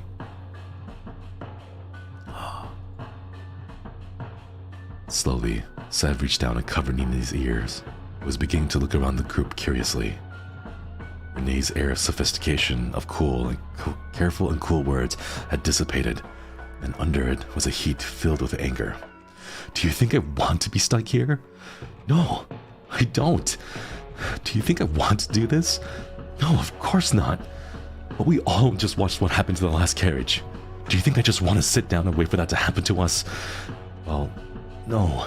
I'm so tired of this already. Nini gingerly pulled away from Sev's hands, then opened her mouth to speak. If we get to the front of the train, wouldn't there be an engine room? Where else would the conductor sit? And can we just turn it off? Right. Then I suggest we start looking around. Renee turned on her heels and left.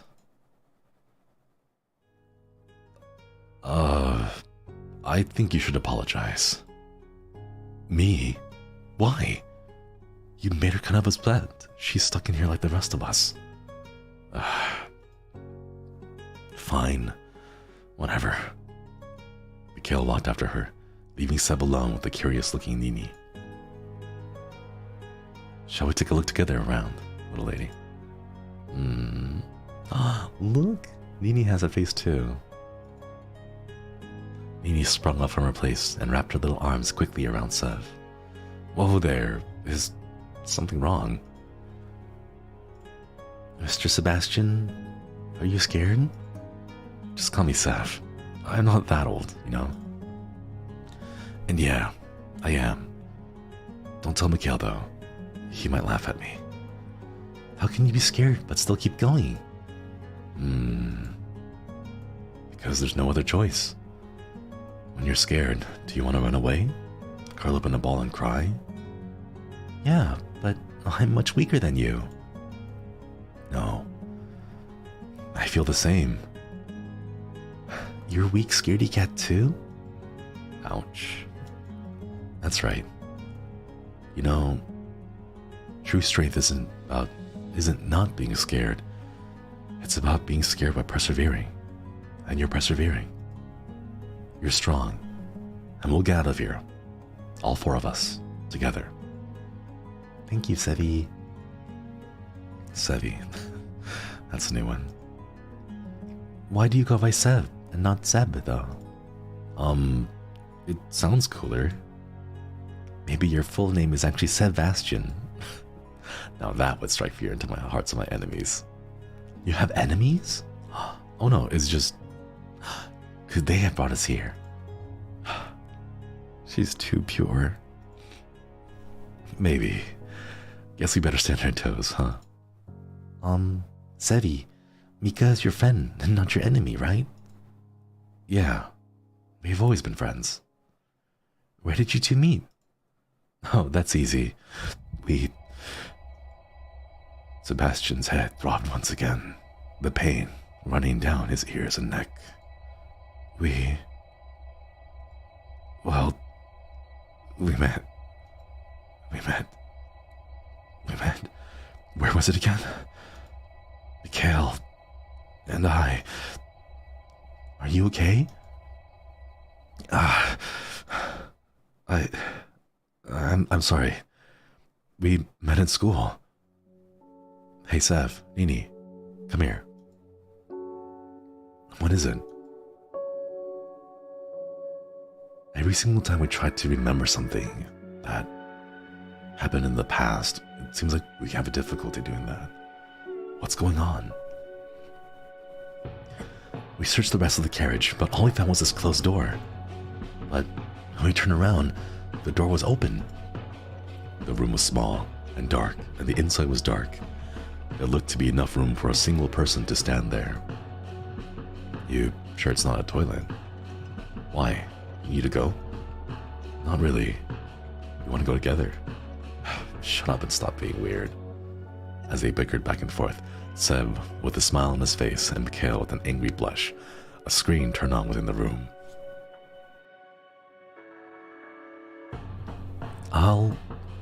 I'll take a look. Hey, wait. As soon as Seb stepped into the room,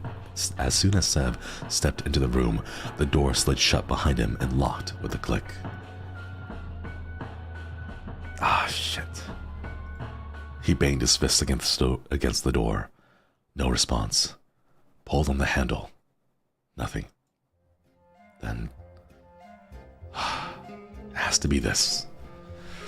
My secret skill. He took a few steps back. Quite literally 2 steps, considering the size of the room, and stared dead at the door. You're done.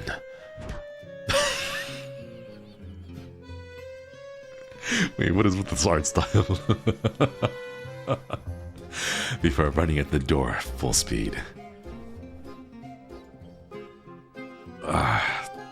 Guess that didn't work either. All it did was make his body ache. Let's take a look at this screen then, shall we? Huh? Looks like there's a question on there. What's your favorite food? The hell? Is there some kind of pervert running this thing? I just want to use this as a chance to get to know me, huh? You start with an easy question, then start asking about where I live, what I'm wearing, all that kind of stuff. Fine, I'll play along. What is your favorite food?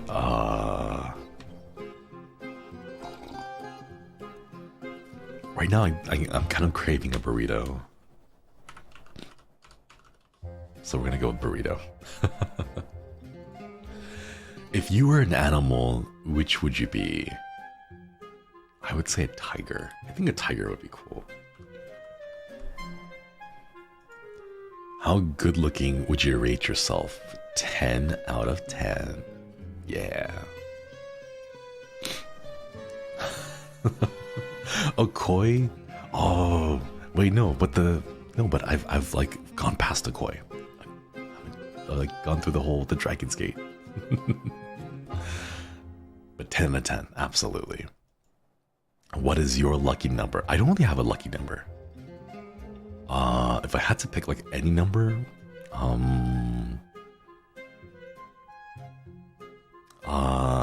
lucky number. I don't know. I've never thought about a number as lucky. I think I just want to say, I've actually never thought about this. What is my lucky number? 7? I think that's everyone's lucky number. I'm gonna go ahead with 0. Because it's like a neutral set, you know? A null set, like there isn't anything. That's what I'd say. Just 0. Easy. As Sev typed in his final answer, the screen went black and the door finally slid open. Enjoy, pervert. Light poured into the dark room, stinging his eyes. Phew. Are you okay? Did they do anything bad in you in there? Did they probe you? Hey, little girls should know about probing. I'm fine, I just got asked some questions. Where's Mika? Mikhail stood a distance away, looking out the window quietly. Did something happen? Renee looked away, unsure what to say. Look there. Nini pointed to the wall, where a panel had slid away to reveal a monitor. We had to answer questions about you. Oh, so that's what happened. Lucky I went there, huh? You had Mika, self-proclaimed Sebastian Stalker, to answer all of them for you. Actually, when the door first closed, I tried my special trick. Want to know what that is? Every glass door I've accidentally ran through. I thought it was maybe my ability to break doors would work here, but it was no good.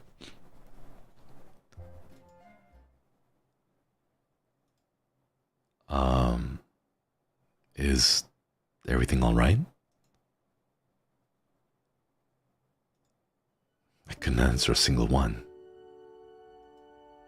Wait, not even one?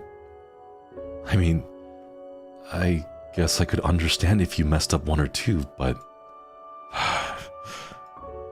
No need to feel bad. This is stressful for all of us, right? Your brain's probably switched off or something. More than usual, that is. When Mikhail, you would usually react to Sev's poorly timed joke, he looked away. I guess so. Let me. Mika, you go in. I'll handle the answers, okay? Sev looked up at the remaining time. 1 hour, 20 minutes remain. The carriage had already begun to sway and shake. Sure. The door shut behind Mikhail as he walked into the room. For some reason, at that moment, his back seemed especially small and fragile. Are you worried about him, Sevi? He'll be alright. He always is. I have his back. He's lucky to have you. And I'm lucky to have him. Here we go. He started answering the questions. Look. David Gao, thank you for the gifted memberships. Thank you, thank you. What's Mikhail's favorite color?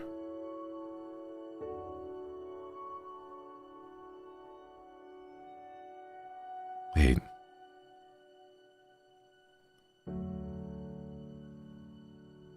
We don't know. What? Wait, why don't we know? Black? White? I mean, that's just his hair color, that's...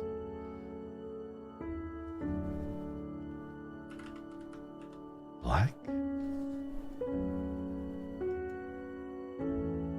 Where does Mikhail dream of visiting?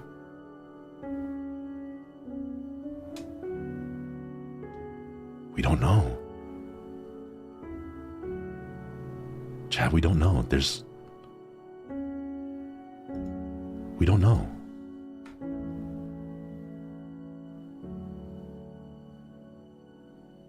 I don't know, Paris?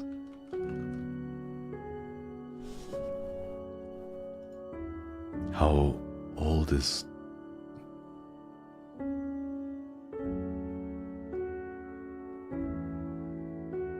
Chad, we don't know. 22, 24, I don't know, 26,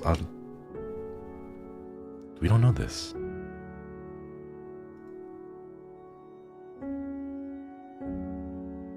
He has a middle name?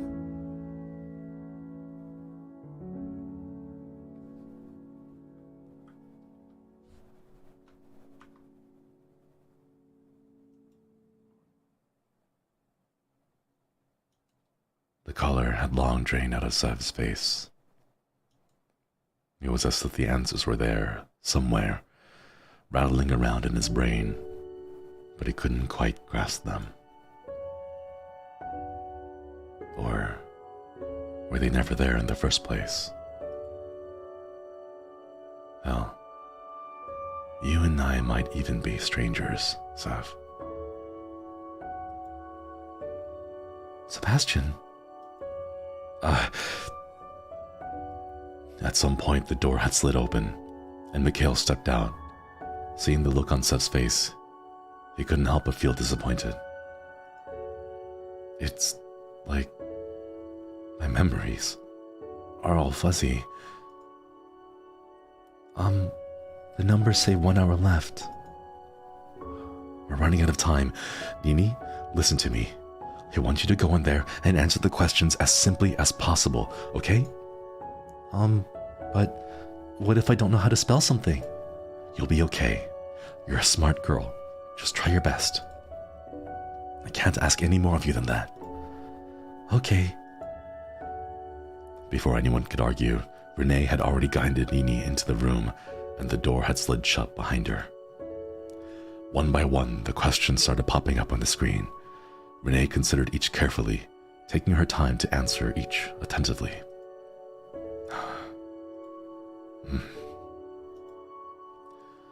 Minutes later, the door to the room slid open for the final time, and Nini bounded out.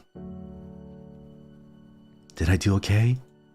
Renee smiled warmly, gently stroking her hair. You did fantastically. Look, the screen's changed. On it was a single word. Live. Live? I would say that's our code to continue. Sev, will you do the honor? Yeah. Quickly, the group approached the door, and Sev poised his fingers above the keypad.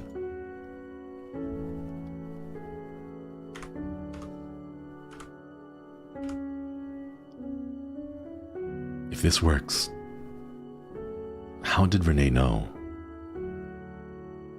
Because when we first met, she said that she didn't know who Nini was, just that she found her crying and comforted her.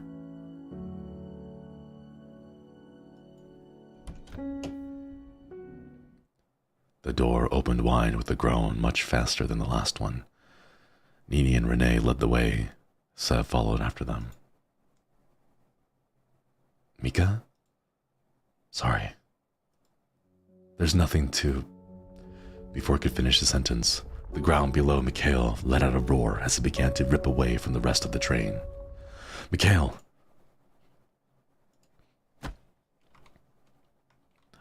Sev reached out and grabbed the man, holding onto his arm tight and pulling him into the next carriage just in time. Shit. You don't need to say you're sorry to me. We're friends. There's no need for that. Not between us. Sorry. Sev's grip on Mikhail had tightened without him realizing. The two were so close together they could feel each other's breath. Are you two all right? Sev let go of Mika's arm and quickly stepped away, for some reason, embarrassed. Mikhail's actions mirrored his as his face started to deepen 3 shades of red. Oh, they're all blushing. Renee, what was that about? Do you two actually know each other? Sev motioned towards Nini. How she'd been able to guess each answer didn't seem right. Nini shook her head furiously. I don't know. I don't think so. For some reason, I just knew. Maybe because she's a child, it was easy to guess. Fine. I'll believe you for now. But if there's anything you're not telling us that could help us, then I wish you would say. There's nothing else to say. I don't know anything. I wish I had the answer for you, but I'm just as confused as you are. Fine. Mikhail.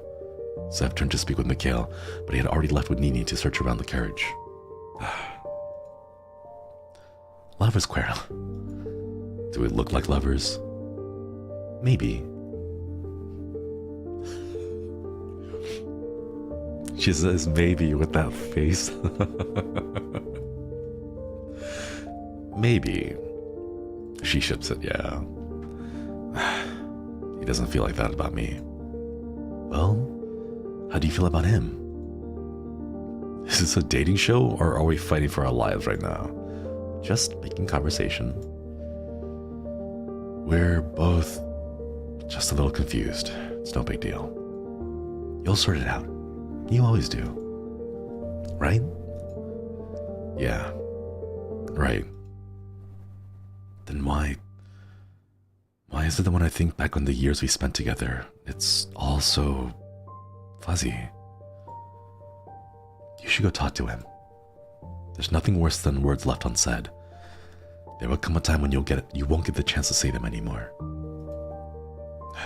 Thanks, Renee. And sorry for the interrogation earlier. Renee shook her head and smiled warmly. You can never be too careful. I trust you, so I hope you can trust me. Yeah. Sev turned away from Renee and cast his eyes over the new carriage. Compared to the other two, which looked suspiciously more like regular pedestrian trains, this carriage was more bare. If there were ever seats, they had been long ripped out. It seemed like more of a carriage designed to carry cargo. I guess in this case, we're the cargo. The 2 doors sat on either wall, leading to places yet unknown. It seemed like neither Nini nor Mikhail had opened either door yet, mostly caught up with chatting while searching around the new place. Sev rubbed at the back of his neck awkwardly as he stepped closer to the 2 who were crouched down. Surprisingly, Nini had a smile on her face, while Mikhail was looking flustered. Don't worry, Mika. You must still be sleepy after waking up. It's okay to forget things sometimes. My name's Mikhail. Like there was this one time my brother forgot me at the park, but he said it was an accident and came back later. And my grandma, when I stayed with her for a little while because mommy and daddy wanted me to go away, she accidentally left me at the supermarket, but I found the way back. Wait, this has happened more than once. And then my dad, he... Anyway, it doesn't matter. As long as Sevi is important to you, and don't you think everything will be okay? Maybe what's in your head doesn't matter as much as what's in your heart. Aw, Nini. Aw, that's really cute. Talking about me? Mikhail jumped with so much enthusiasm, Sev wouldn't have been surprised if he had hit his head on the ceiling. Now who's the stalker? I mean, it's a pretty small space. Not really many places I can go. Then you're an eavesdropper. That I can't deny. For your information, no, we weren't talking about you. Really? It sounded suspiciously like Nini was giving you love advice. The blush.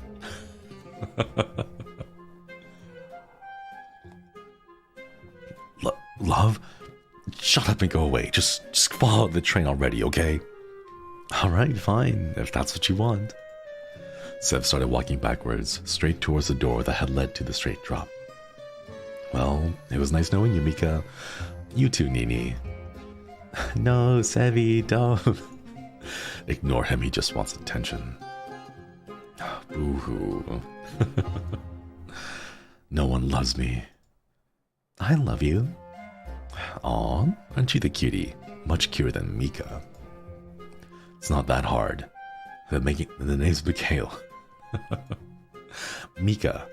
Mikhail. Mika. M-I-K-H-A-I-L. Michael. I'm gonna push you out of the carriage myself. Fine, Mikhail. Somehow that sounds worse. Fine. Let's just then stick with Mika. Nini, can I ask you something? Mm-hmm. You said you remembered someone bringing you here, didn't you? Kind of. Can you tell me more? I don't really... It's... like, their face was kind of blurry. Then I fell asleep. It's strange you're the only person who remembers anything. Nini shook her head, expressing how confused she was about it herself. It's okay though. What about Renee guessing all your answers back there? Are you sure you've never met? I don't know. I don't remember her, but maybe. No need to stress. We'll work it out. Did you two find anything? Nothing. There's nothing whatsoever that would give a code in here. Unless in one of those rooms. Which you haven't checked yet. Well, have you checked them? I guess not. Then, shall we? Nini, let's go check this room together, okay? Why don't we all just check this room? Why don't we all just look together? Renee didn't answer. She simply winked back at Mikhail. Renee. Okay, I see you, Renee. I see you. You know, when they split up in the horror movies, people turn up dead. Don't scare Nini. Don't worry, I'm not scared. She opened the door, which seemed to lead to some kind of cabin before closing it behind the two of them. Wanna go check it out? Yeah. We don't have much time left. Sev and Mikhail both glanced up at the time. 40 minutes remained. We can't be that far from the engine room now. You know, the longest train in the world carried 682 cars. That is not helping. I'm just saying, it could be really far from the engine room. Yeah, I get what you're saying. I'm telling you not to say it. Aye, aye, Captain. But, we're not on a ship. Shut up and get in here. Ooh. The room inside was cramped, as to be expected of such a small space, but immaculate. It seemed as if the two men had stepped into another world when compared to the bleakness of the carriage just beyond the door. Fresh roses sat on the desk. Even from a distance, Mikhail could smell them. Not fake. I suppose we haven't been stuck here for too long at least. Mikhail let go of Sev and pulled him into the room and turned his back to the brown-haired man. There's gotta be something in here. Somewhere. It looks like many things in here.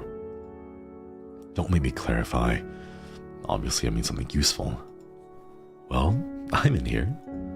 You need to get your hearing checked. I didn't say something useless. Ouch. Hey.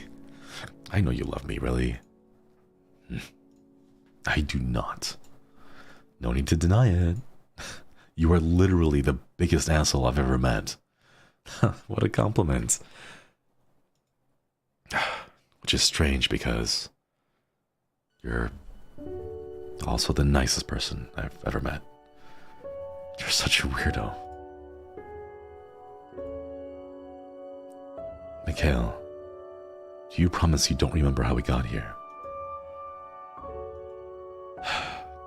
I already told you. The last thing I remember, I think we were on the way to the cinema. That movie you wanted to see came out. The cinema. But the last thing I remember, his head throbbed, pounded, desperately trying to stop him from thinking. Weren't we going somewhere? On the way to the airport. Airport? I don't remember anything like that. Who are you? Who am I?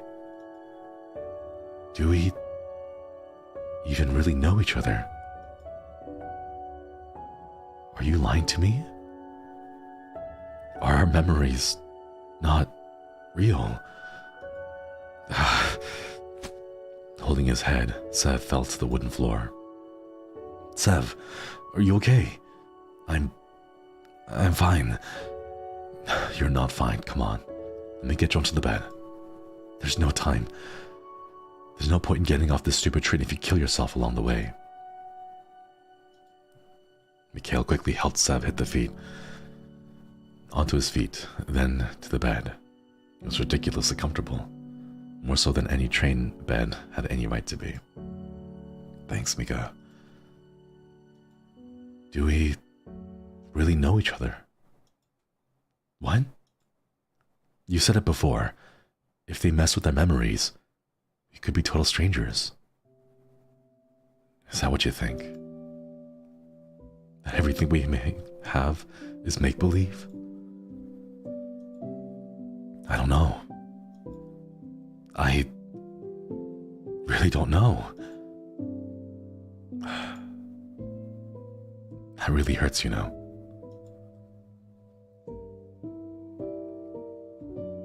You're trying to tell me that every memory we've had together is fake? Before Sev could react, Mikhail had already pulled him backwards onto the bed and wrapped his thin arms around him. My 9th birthday party. The one where you accidentally lit your shirt on fire. When we graduated from high school and you tripped over in that puddle. Mika, after my mom died, you stayed with me for a week. I didn't mean, none of that is real? I'm sorry. What did you say about there being no need for sorries between us? I don't want you to say sorry. I just want you to say that you're wrong. Mika, I'm never wrong. Sebastian. Now I'm in trouble. I have to be wrong then. Because I don't want any of that to be fake. At all. But if I'm right, then we really are two strangers. Then does it matter? What? What was it Nini said to you? What's in your head doesn't matter as much as what's in your heart. Kinda cheesy, and I kinda want to die after saying that in my own voice, but she's a smart kid. Mika, Even if we got out of here and found out that we've never met, that there's something with the memory isn't right, then I wouldn't care. We can just make new memories together, right? It's purple. Huh?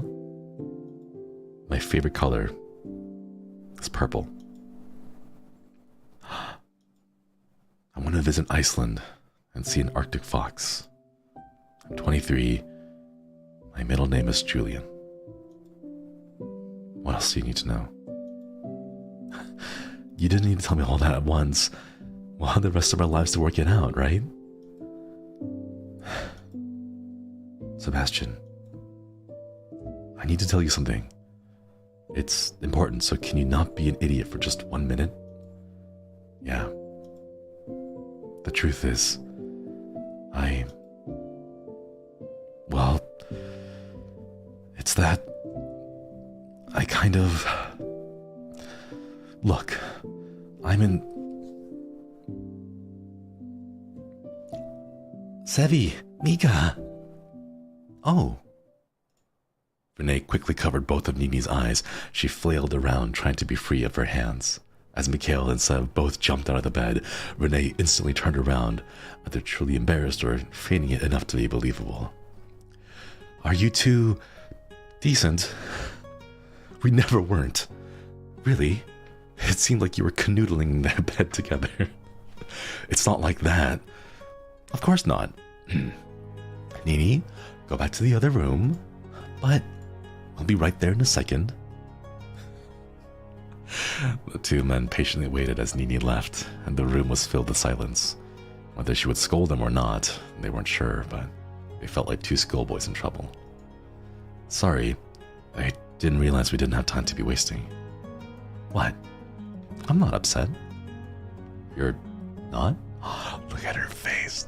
Look at that face. Look at that expression, Chad. Renee ships it hard.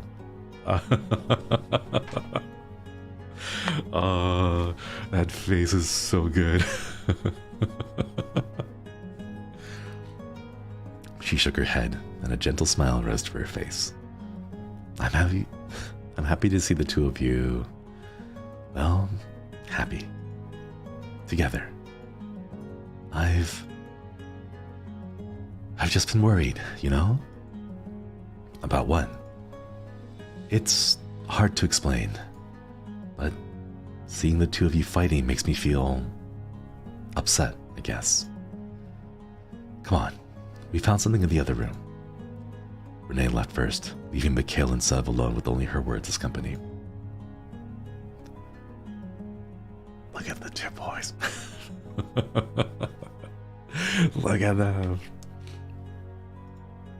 She's actually really nice, isn't she? I'm not gonna lie. Thought she was about to put us both in our places. We didn't do anything wrong, apart from waste valuable time. But that's fine sometimes, I guess. Maybe more fun when our lives don't hang in the balance. Oh, before we go, what were you about to say? It's nothing important. It can wait until we're out of here. Let's just catch up with Renee and Nini then. Aww. Oh, it looks like a mirror of the other room. So they're both like little passenger rooms? Looks like the lovebirds are finished. Renee, what's a lovebird? It means, well, you see, Nini, a lovebird is actually a type of parrot that's native to the forests and savannas. Right, that's definitely what I meant.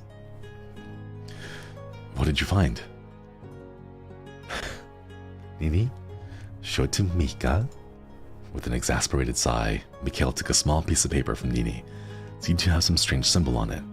Or at least a bit of a strange symbol. Seemed to be one piece of 4. I can't really tell what it is from such a small piece. Is it really the code to open the door? What if it's just some trash? Did you find anything better to look while you were canoodling? I don't canoodle. And I especially don't canoodle with him. Mika, you're breaking my heart here. Oh, my bad. I didn't realize you were born with one. Mika, you're so funny.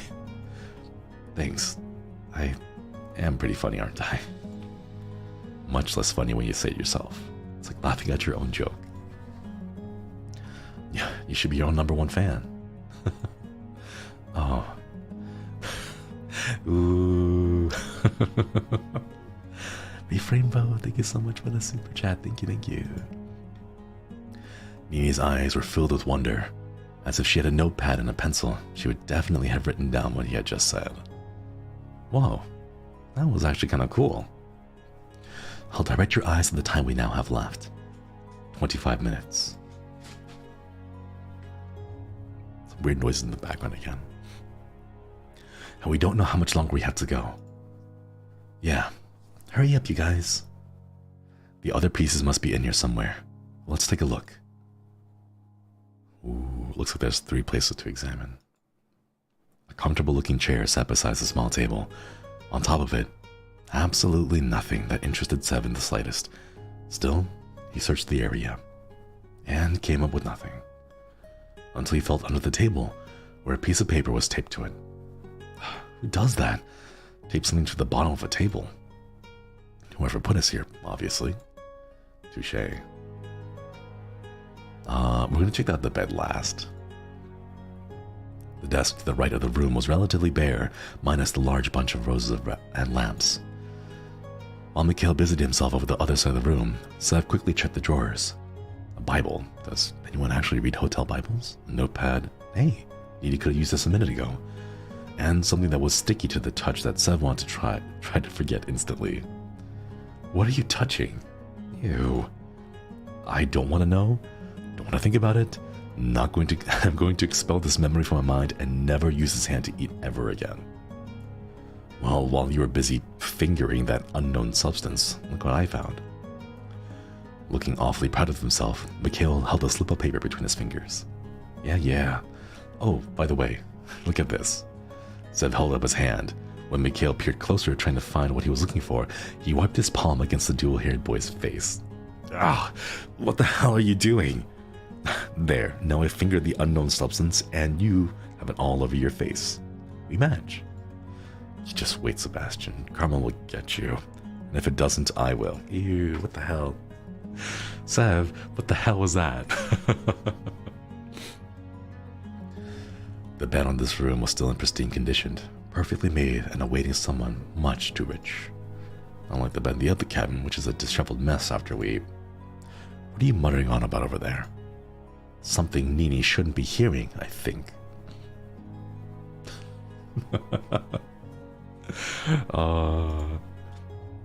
It's fine. She's on the other side of the room. I was just comparing this bed, so perfectly made, to the one in the other room after Mikhail pushed me onto it. His strength was immense. Oh, that's not what happened. It's quite literally what happened. You wish I'd push you down on the bed. Sev shrugged in response, which only furthered Mikhail's annoyance. How about you stop chatting so much and get to searching? Your laid-backness is starting to get me mad. He's right. You do seem very calm. Oh no. I'm panicking very badly right now. I just usually make jokes to cover it up. It's my way of dealing with shit, I guess. Alright, fair. So easily accepted. Oh, here, I found another one. Renee pulled a piece of paper from the pillowcase and showed it off to the others. Hey, Renee, what are you guys talking about over there anyway? Rainbows, unicorns, you know, all that good stuff. Oh, I want to join in. Maybe when you're a little older, Nini. I think that's everything. The group gathered around the small coffee table and set their scraps of paper down. Sev quickly rearranged them until they formed a certain pattern. Wait, what?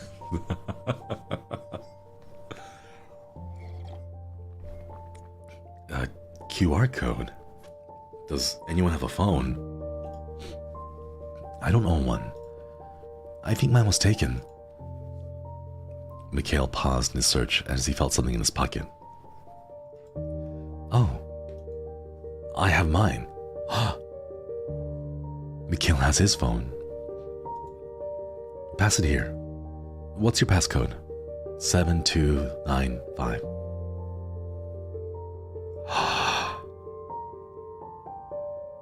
7295. Chad, wait. Got it. Let's try scanning this, shall we? A website instantly popped up for a company Sev I've never heard of. On it was a single word. Together.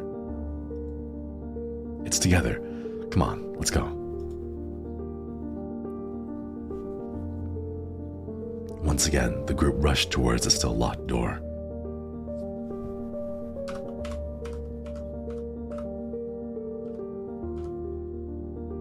Yeah, the codes. Survive, live together.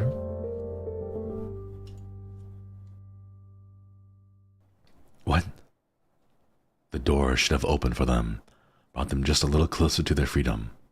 But instead, nothing happened.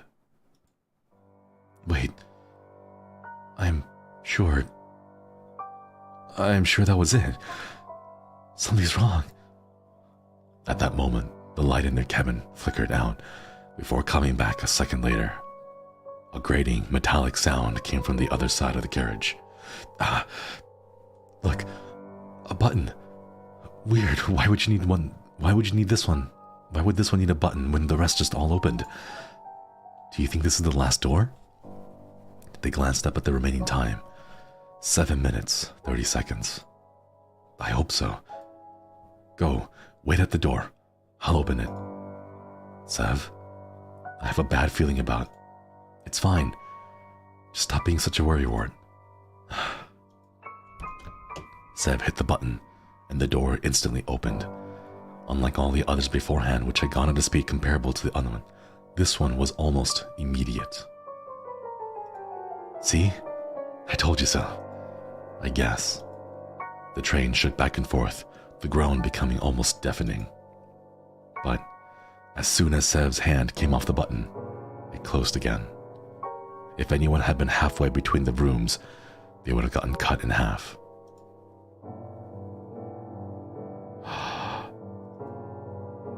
There's something wrong with this button.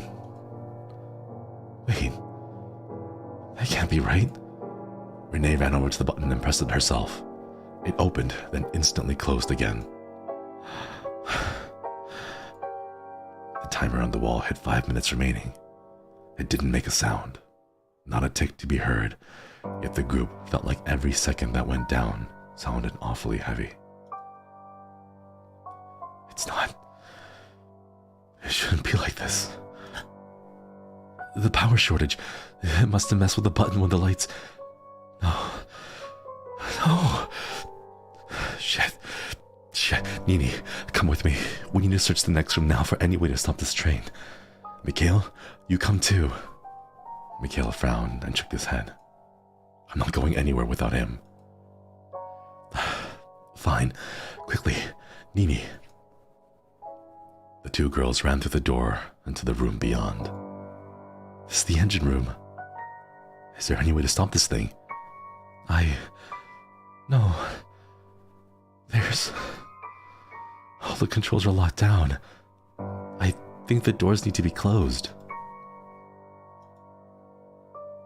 Oh no. I'll open the door for you. I'll open the door for you three to get through and stop the train. He'll be fine. Are you insane?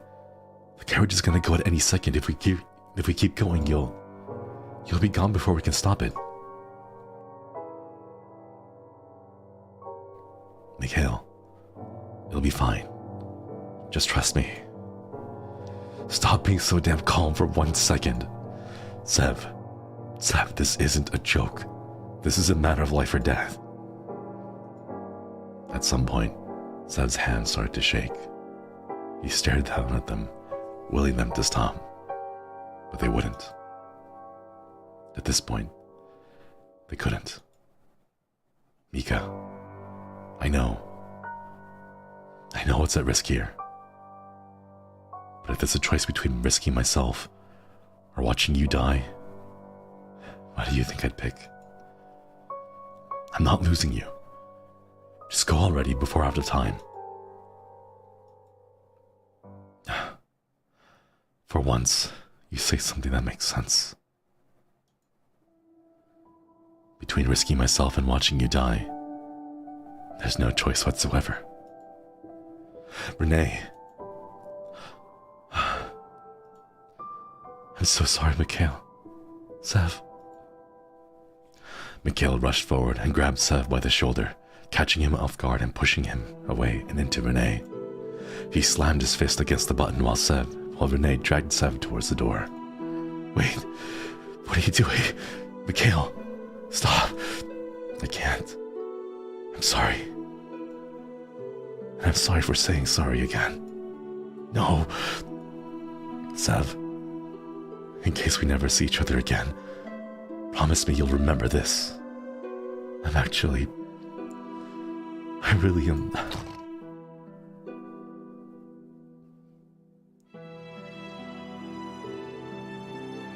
No. Sev slammed his fist against the door as hard as he could. So hard that the skin began to break and the metal was dyed red. Please, Mika. He sank to his knees, his fists never leaving the door. Quick, Nini, start pressing the buttons. Which ones? All of them. Why? Why did you? He really cared for you. You know that? Earlier, he made me promise that if anything happened to him, I would help you escape. You can't die. Not here. Her last sentence was nothing more than a whisper. Warning. 10 seconds remain. Shit, which one is it?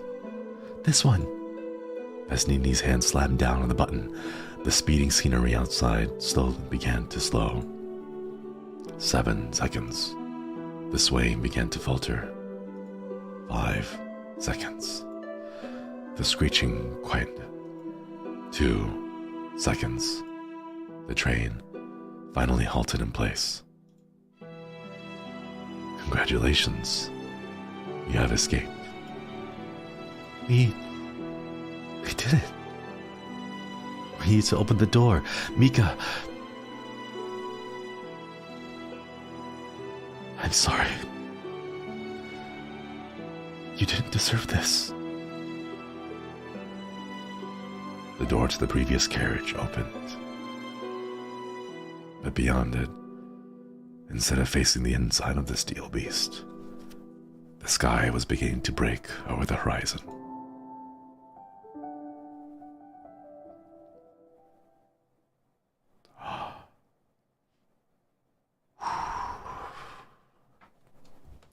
Give me a chat.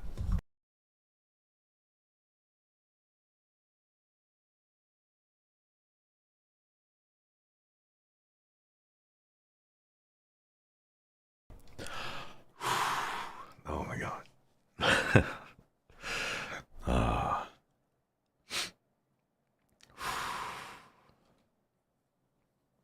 Ooh. It looks like that was it. That's the full story. That timeline. Okay. There's gotta be one. There's gotta be one where we can say them all. Right? There's gotta be one timeline we can say them all.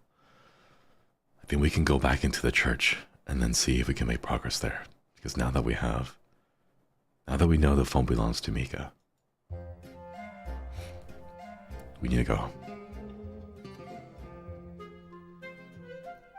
Let's see if we know this one. What? A second code? I can't even find one. The code to the phone, though. We know what it is now. A QR code. Does anyone have a phone? Don't own one. Wait. In this timeline, we don't remember their names. They said that... I think mine was taken. We don't remember... Oh. Mikhail paused in his search as he felt something in his pocket. I have mine. Pass it here. What's your passcode? Sev, are you okay? A grief came over Sev's heart from a place unknown. What? What was that? Who was that? I think I know the password. For the phone. Wait, Chad, that's right. In this timeline, we don't know her name. We don't know her name yet. For the phone. Sev nodded and pulled it out of his pocket. It awaited the 4-digit code that would unlock it. 7, 2, 9, 5.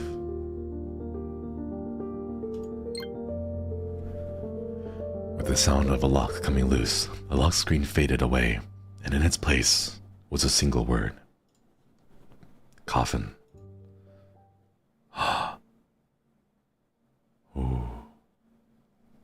Wait, chat, give me just a moment. I'm gonna close the window real quick.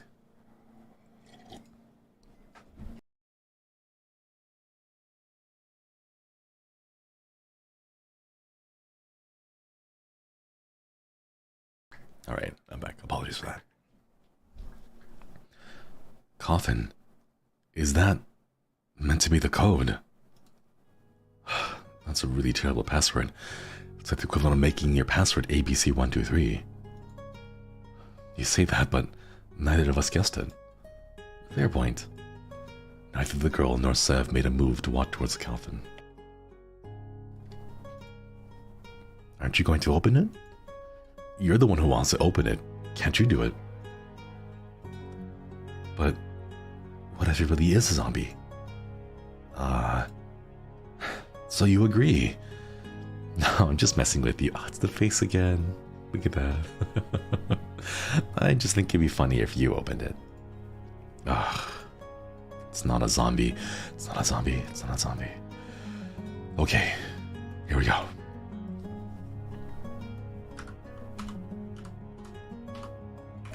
Coffin. Let's see if it works. How did you know the phone password, by the way?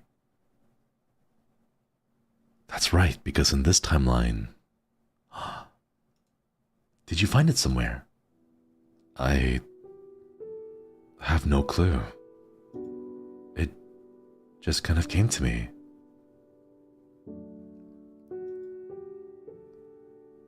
Are you a mind reader or something? That would be helpful, but no. Or I don't think so. The panel beside the coffin let out a ding, and a click came from within. Hey, Bettel. Welcome, welcome. Sev leaned in close, putting both hands on the lid. He lifted it slowly, carefully, ready to slam it back down at the first sign of aggression. You asshole! Nope, no zombie attacks today. So he slammed the lid back down and quickly said it. Underneath him, it shook wildly, and a voice could be heard from within much more clearly than before. Sev? I think that's a person. Might have been used to have been a person, but it's definitely a zombie. I know it might seem outlandish, but there's actually been a lot of research into several diseases that can make your body become zombie-like. No, I think there's a human in there. Oh. Sev hopped back onto the floor, and the lid of the coffin immediately flew off. Someone or something jumped out of the prison with speed, a blur so fast that Sev couldn't do anything to stop it. The thing grabbed onto Sev's sleeve. Oh, please don't. Please no, I don't want to be eaten by a zombie today. What the hell are you blabbering about, asshole? Wait a second. Sebastian? Wait. He knows our name. He knows our name in this one. What? Sev stared at the face of the young man. He was probably in his 20s, with dual-colored hair and matching outfit to boot. He stared and stared, waiting for his brain to kick in and tell him who it was. Ah. Wait. Do we not know Mika in this one?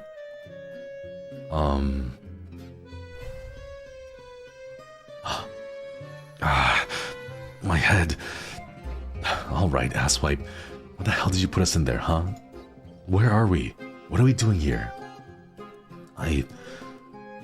First of all, asswipe is a shit insult. Second, I didn't do anything to you. In fact, I think you should be the one thanking me, considering I just let you out. Thanking you? Oh, that's rich. Get screwed. I'm not thanking anyone. I'm gonna put you back in there. You are not. Sev grabbed the man and had nearly picked him up when his companion finally raised her voice. Okay, that's enough. Stop fighting. Even in this timeline. What's going on here? Do you two know each other? No. Unfortunately. Huh. Wait. What? This asshole's probably the one who brought us in here in the first place. Speak for yourself. Sev wouldn't. Sev. Oh, are you his girlfriend or something? No, we don't know each other. What's your name? Mikhail. And yours?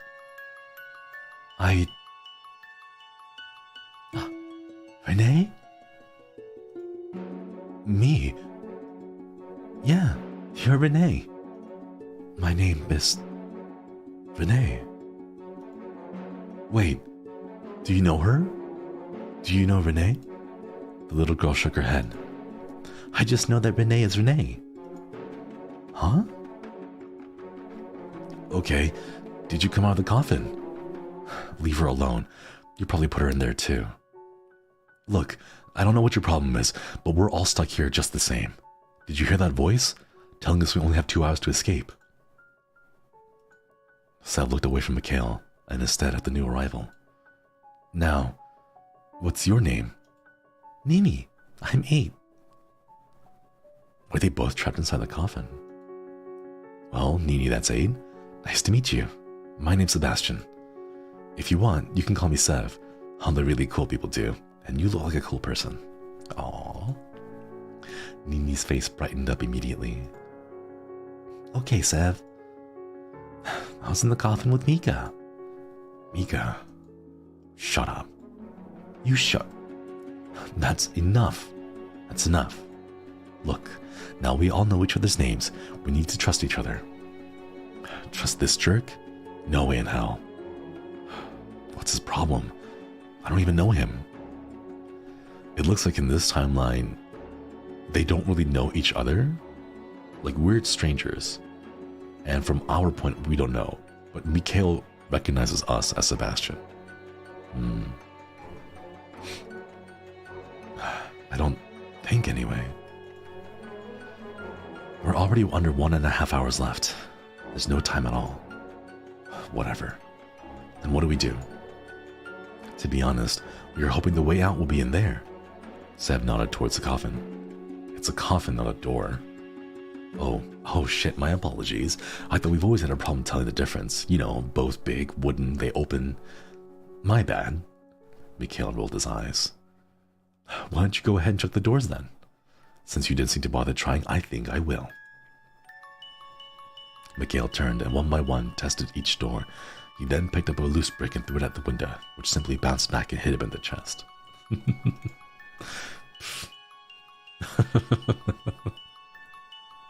That face again. That face. What's Mika doing? Making a fool out of himself. Given up and filled with embarrassment, he made the walk of shame back to the trio. How'd that go for you? Maybe you want to try the coffin again. There's a clue hidden in here somewhere. Excuse me. This place is huge. It could be anywhere. Excuse me. Mika, Sev, Renee, what is it? Nini pointed back into the coffin. There's a word written up there. On the lid. Could have told us about it, Mika. Don't call me that. And I couldn't see it before. It was really dark in there. Wait, this knee. It was really dark in there. I was scared, but Mika told me some funny stories so I wouldn't cry anymore. Aww. It says, underneath. Underneath? So we have to search underneath something. Let's split up and take a look around. Quickly, too.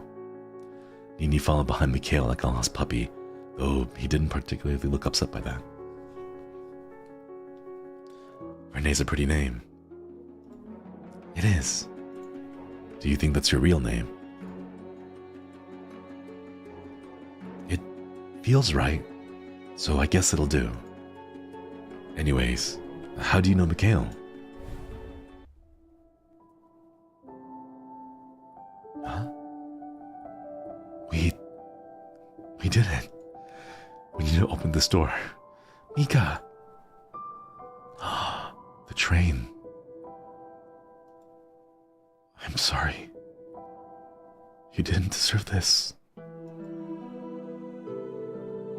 Wait, who was that? I really don't think I do. But he recognized you instantly.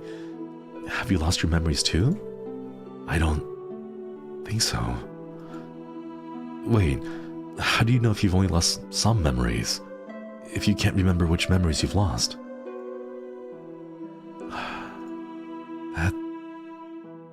That's a good question. Either way, he does seem upset at you. A full pang through his heart. Yeah. Maybe I should go bug him. That doesn't seem like a good idea. With a spring in his step, he bounded over towards the man who looked like he walked right off the set of a black and white movie. Hey, did you know they invented color televisions in the 1950s? Is that a joke? A pickup line? I just thought maybe you didn't get the memo. Oh, because he's black and white.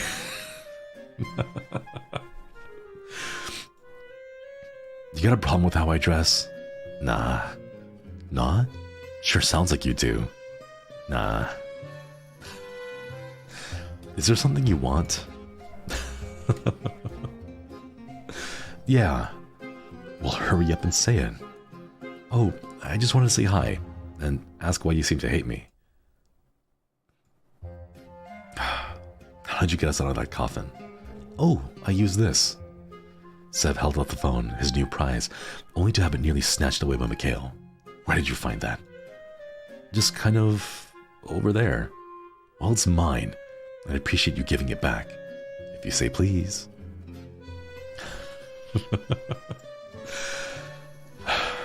Please. Pretty please. I'm not. Say pretty please with cherries on top, Mika. Mika. Why does it hurt when she says that? I am not doing that. Fine, then I'll settle for you telling me what your problem is with me. You left me when I needed you most. Wait. Do you think...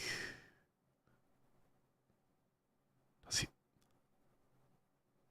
Wait, do you think he remembers? Happy now? Nice to know how you forgot about me so fast. Mikhail grabbed his mobile before Sev could argue. Any luck over there? I might have gotten a chance to search if I wasn't being harassed by a certain someone. How about under there? Nini pointed back at the coffin, unsure of herself. That's a great idea, Nini. Let's find out. All four braced themselves to push as if their lives depended on it, and all four nearly fell flat on their faces as it pushed to the side with ease, hiding under where the coffin once sat with a rectangular hole that led down into complete darkness.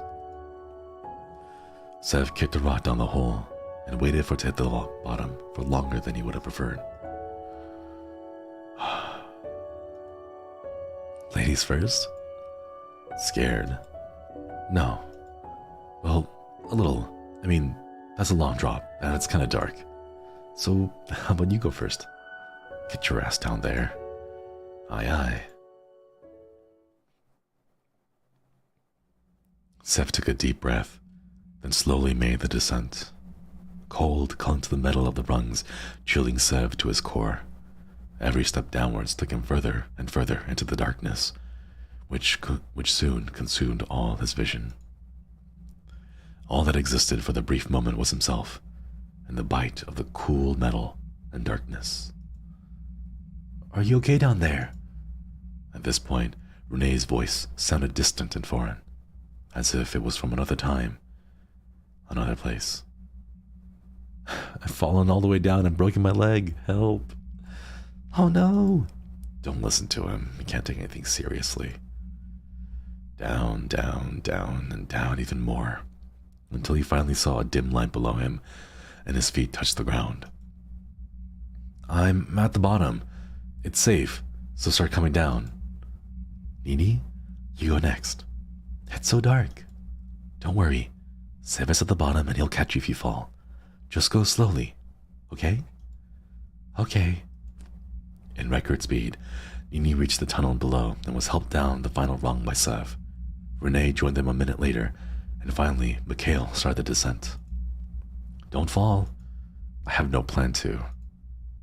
But you usually don't plan for things like that to happen, do you?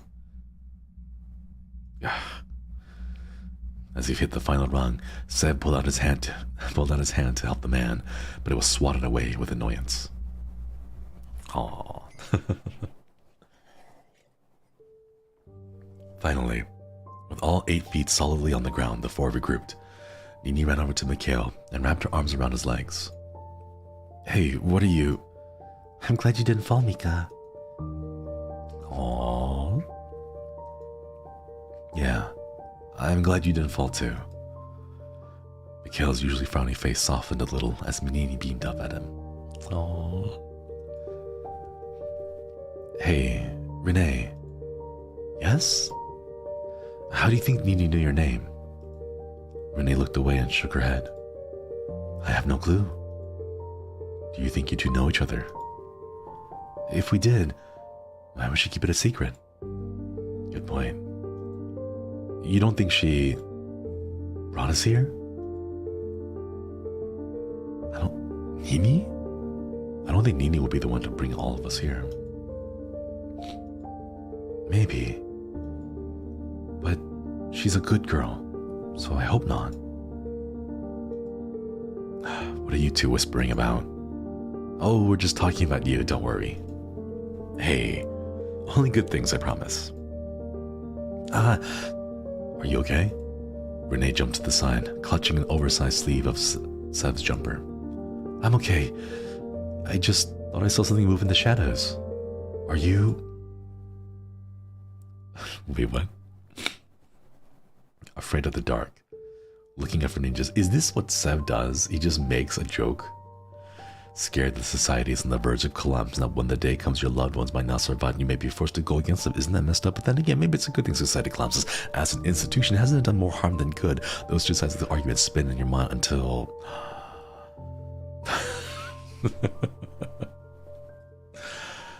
Maybe Renee's just afraid of the dark. Isn't it cute? Maybe they took it on each other, like the way that Nini was like going off and like ranting like this at Mika in the train. Maybe she's just afraid of the dark. Are you afraid of the dark? A little. In one smooth movement, Sev linked his arms together with Renee's, pulling the two closer together. There. Nothing to be afraid of. The group followed the underground hallway further and further.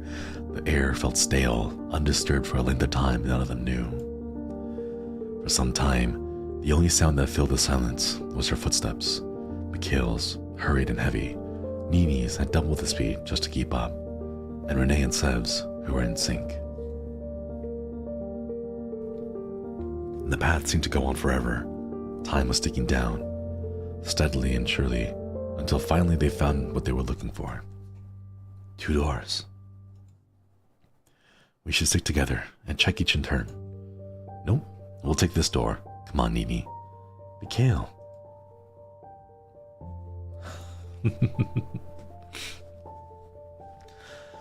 As the 2 of them walked through the open doorway, it automatically shut behind them, instantly cutting them from vision.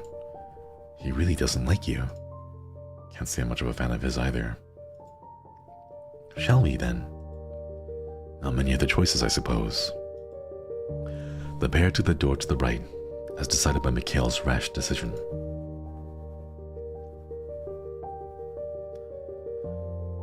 Through the doorway was a large staircase that led further down. How deep does this go anyway? Too deep for my liking. Why would anyone have all this under a church? And what do they use it for? Maybe there's someone down here who can help us. Or the person that brought us here in the first place. Renee's grip tightened on Sev. You didn't do it, did you? What if I did? Well, I would have to turn and run. Really. Of course. Whoever brought us here must be some crazy, perverse weirdo. Sounds kind of like me. What do you think? I think you couldn't have come up with something so elaborate. I think you couldn't have come up with something so elaborate. Okay, ouch. Ouch, but fair point, fair point.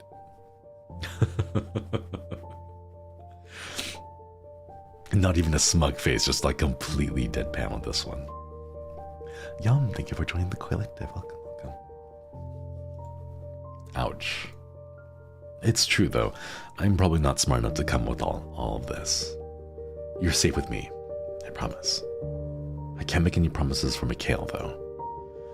Even though the idea of being watched from somewhere is terrifying, I think I'd rather that than having to doubt any of you.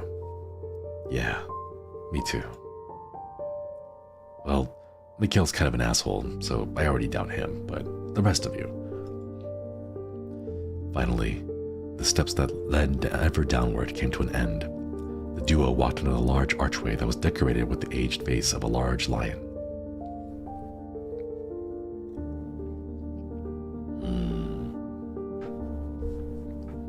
An empty room.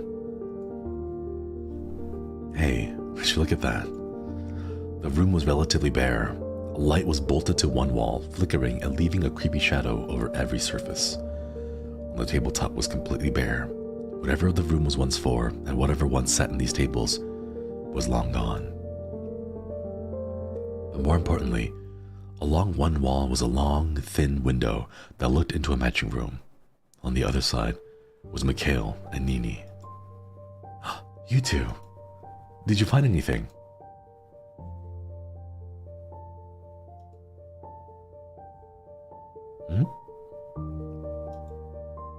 Huh. I think the rooms are completely soundproof. Let's test that, shall we? Hey, Mika. Mikhail. Mika. Mika. Can you hear me? Mika. Mikhail's face twisted in confusion as Sev's twisted and twirled around the room. I'd say we're good. He poked out with his tongue at Mikhail, who quickly raised his middle finger in response. Aw, so crude. When you're done dancing, take a look at this. Sitting just under the window, inbuilt into the wall, was a monitor covered in a layer of dust. Renee brushed it off, then wiped her hand against Sev's sleeve. Hey! It says, the door to leave your room will open in exactly 45 minutes.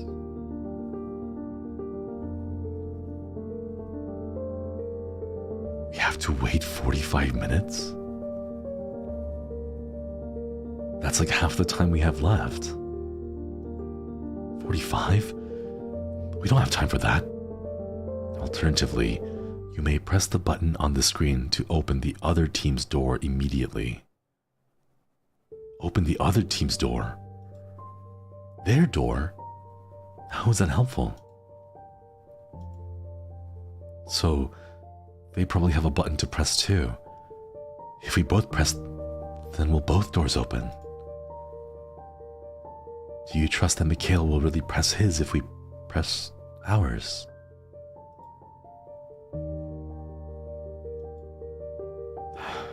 I trust him about as far as I can throw him. Though, to be honest, I do think I could throw him far away. He's pretty short. Beyond the glass, Nini and Mikhail were looking down at something, deep in conversation. A few moments later, Mikhail held up his phone screen to the window. Press your button.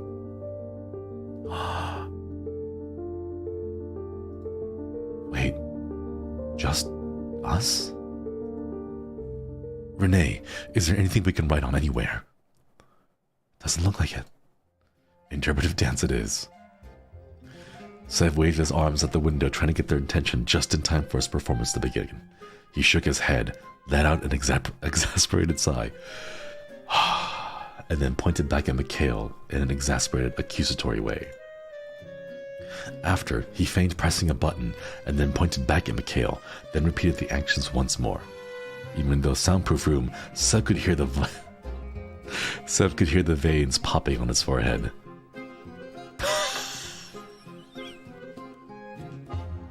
Oh, no, Nini, no, don't copy that.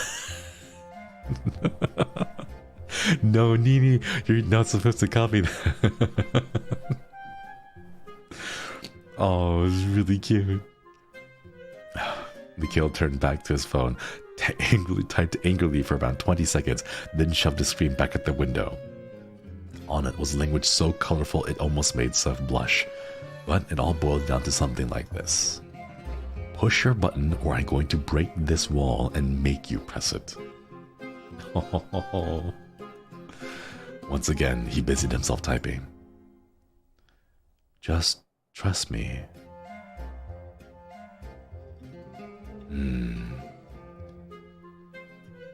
If he doesn't press it, would Nini? I would think so. But I don't know. Then what should we do? It's up to you. Whatever you decide, I'll have your back. And what if I was really the person who locked us all down here? When I make a bad decision on purpose? How do you know you can trust me? Renee simply shook her head. I remembered a few things.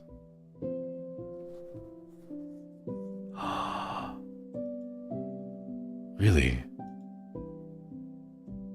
She nodded, hesitating to continue. It's really hazy. Whenever I try to think too hard, my head starts hurting, throbbing. It feels like there's lightning behind my eyes. But I remember a house in the middle of a field, far away from any city. And I lived there with my father. That sounds nice. He would take me out to play in the fields. He'd let me practice makeup on him, even though he would never get it off. He'd play dress up with me, and he'd play the princess so I could be the queen. Renee clutched the front of her dress tightly. And you remind me of him. A lot. So, I trust you. I don't think that's misplaced. He must have been really good looking then. And smart and funny. Thoughtful, generous, kind. Reliable. Okay, I get the idea. Oh, good. With a smile, Sev turned back to the monitor. To press, not to press. Can I trust him?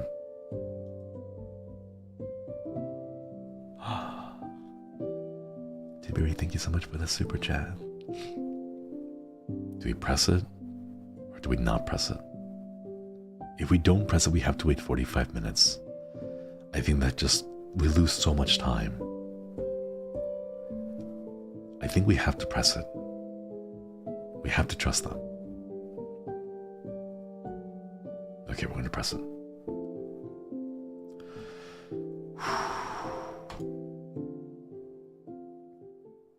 Trust is a strong word, don't you think? Something very hard to win. I don't trust him. But I'll choose to believe in him this time. I guess. Feel free to convince me otherwise. It can honestly go either way. If you want to believe in him, then I will too. Don't let me down, Mikhail. As soon as Seth's finger pressed down on the button, both Mikhail and Nini's head whipped around to look at something. The door opening, Seth assumed. And without missing a beat, Mikhail and Nini were gone.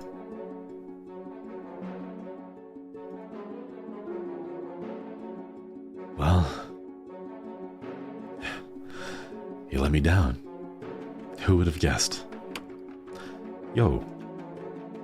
Oh, I never doubted you for a second. How? I don't know what your instructions were, but ours said we had to convince you to press your button without pressing ours.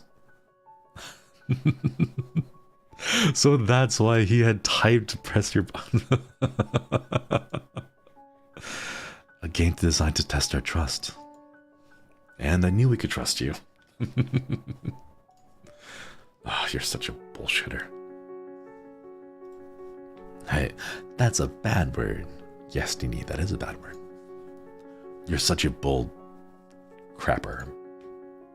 Doesn't really have the same impact. I don't care. If we're done with the sappy trust crap, then let's get out of here. Seb glanced at the remaining time. 1 hour. If we had waited the 45 minutes, we probably would have died, huh? Another long tunnel. How original. Miga, Miga. Mikhail bent down low enough for Nini to whisper in his ear.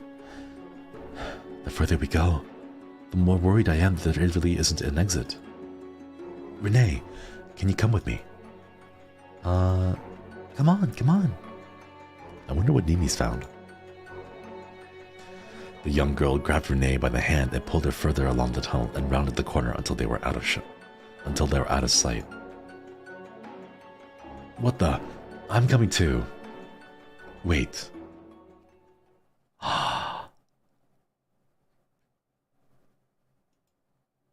Wrapped in darkness. It was hard to tell, but it almost seemed as if Mikhail's expression had softened considerably.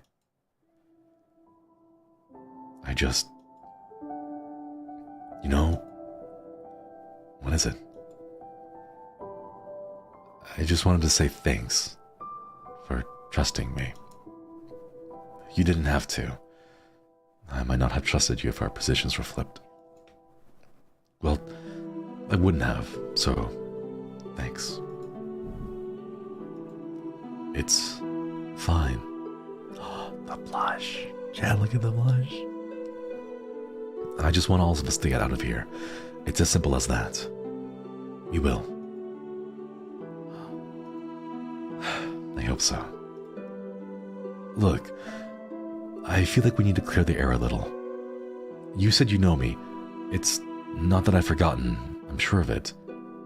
We've never met. Your name is Sebastian. You're 23. You went to... I get it, you know me. But I don't know you. That's impossible. Why do you hate me then, specifically? Do I really have to say it? Well, I'm not a mind reader.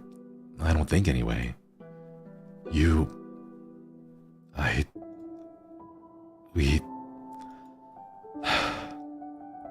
Fine.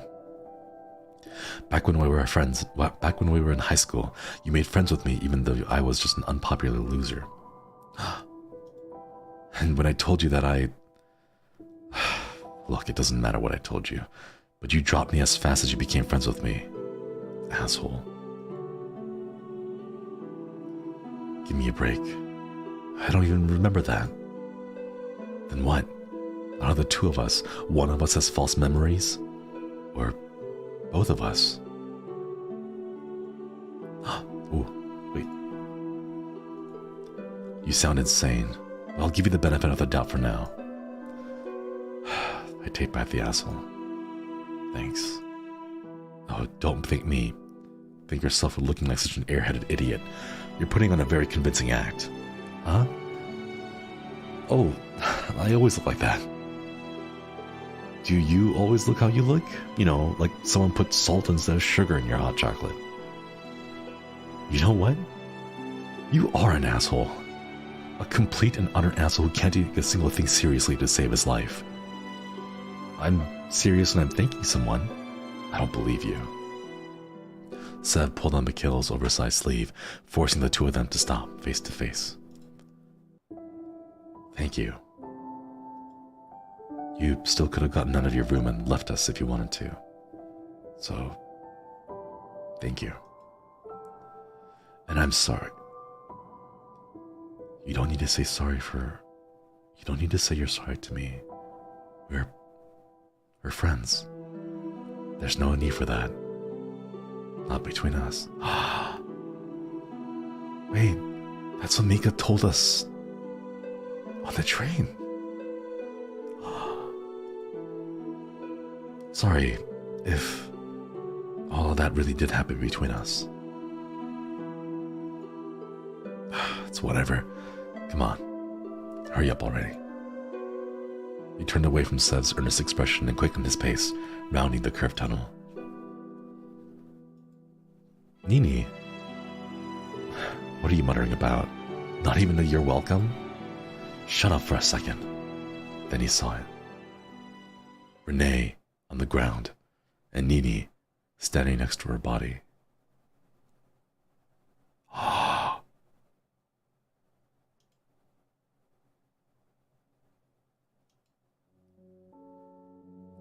Mika, Sev, did you...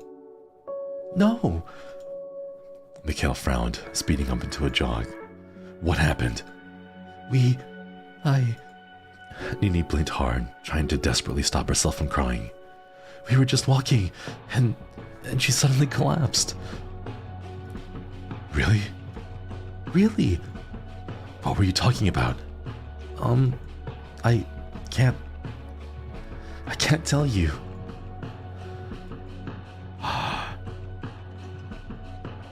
What? Nini, she said she can't tell us. And you think that's okay? What? Do you think this is her fault? I don't know. And she's the only one who does. She is a child. You're being awfully protective of her, aren't you? Is there something you're not telling me? Like what? Like how you two knew each other before coming in here? Don't be an idiot. Are you family? I don't have any family. You don't have to tell this asshole, this guy, anything, Nini. Nini held on tight to the front of her dress and shook her head adamantly. I didn't do anything to Renee. Really? Fine. Her body was light in his arms as Sev reached down to pick her up. I'd rather wait for her to wake up, but we're running out of time. Her face was calm, and her chest slowly rose and fell. She's not hurt, at least. Mika, I really didn't. It's okay. I believe you. Renee must have been a little tired. She fell over. I tried to help her, but you did a good job. Don't worry. No blood. She didn't seem to hit her head. She's just asleep. She really did seem awfully small in his arms. Awfully vulnerable. As the tunnel rounded, finally their destination came into sight. A large wooden door, engraved with markings both foreign and ancient looking. Sev's eyes turned in to take the spectacle. Although cobwebs and dust littered the surface, underneath, you could tell it was a masterpiece. With a low, drawn-out creak, Mikhail pushed the door open.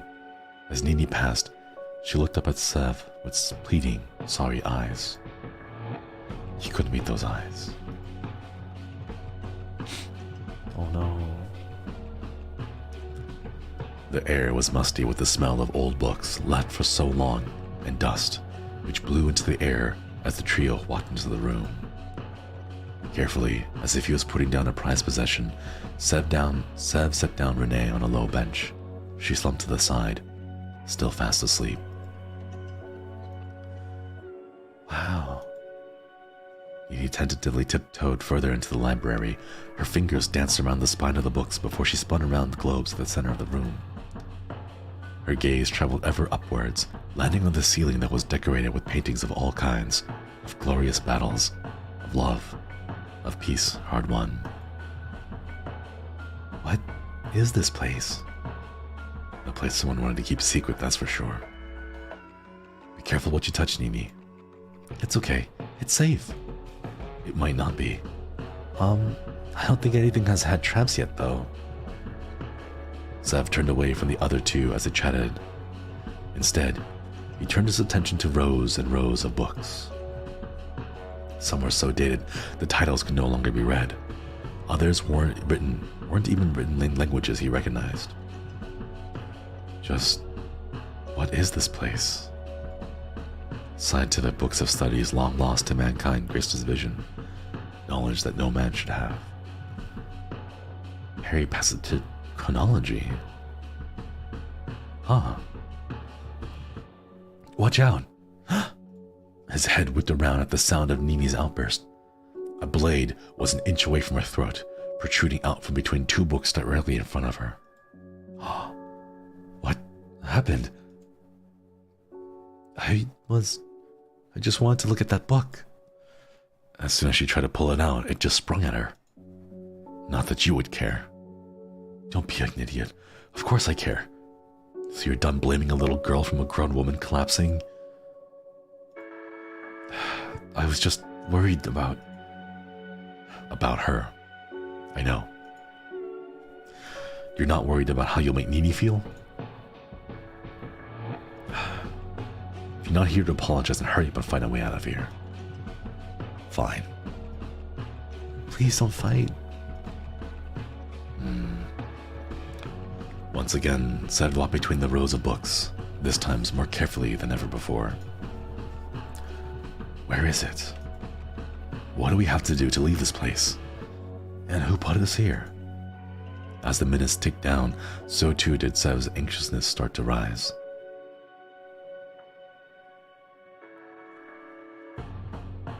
What the hell? There's nothing in this room with the code. Mika! We've been looking for more than 30 minutes. Look, we only have 25 minutes left. If that door... He pointed towards the door that sat shut. Beside it, a screen waiting for a code to be inputted. If that door doesn't lead out of here, then we're done. We have no time left. There has to be something. Then where is it? Renee, you're okay. Sebastian? I'm here. He rushed to her side. She clutched her head as if the ache was too much to bear. Where are we? In a library. We found it after you... She looked around with newfound clarity in her eyes. Under the church. How... Where was I? Renee, are you okay? How much time do we have left? A little over 20 minutes. Shit. What happened to you? I don't remember. I was walking. Nini said something to me. Then my head... It started to feel like I was going to burst open. Then everything went black. Stay here and rest. We'll find the way out. I'm fine. You're not. Why are you acting so serious? Because the situation is serious. He's not joking anymore.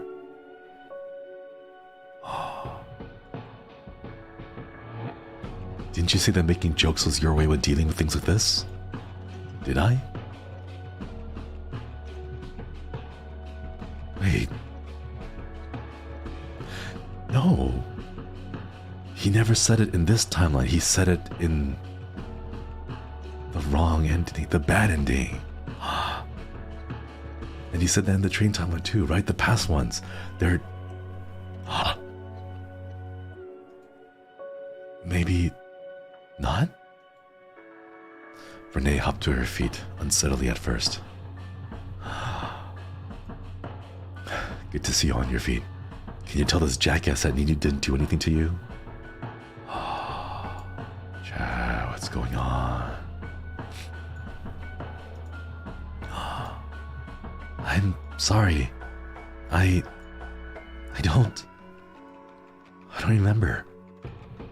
Nini looked at the ground. Her shoulders slumped. Have you found the code yet? We haven't found a damn thing. What's that? She pointed towards the blade, which still stuck out of the bookcase like a sore thumb. The place is booby-trapped. It nearly got Nini when she touched the books over there. Renee hobbled forward until she stood directly in front of the aforementioned bookcase. And one by one, she pulled the books from the place and dropped them to the ground. Renee! Wait, you could get hurt. It's okay. Look. Behind the books, on the now empty shelf, was a note stuck in the wood. Book 1 is in the 3rd position. The books in the 1st and 2nd position add to 9. Book 5 comes before book 2. Book 6 is 2 positions away from book 5. What? A puzzle. 7 is between 2 and 4. Book 8 is the only one besides the other books. Were they in the wrong order? Looks like it. Look, the books have numbers and letters along the spines. If we can put them in the right order, it might give us the password. Alright, let me give it a go. Oh, what? Book number 1 is in the 3rd position. Books 2, 1 and 2 add up to 9.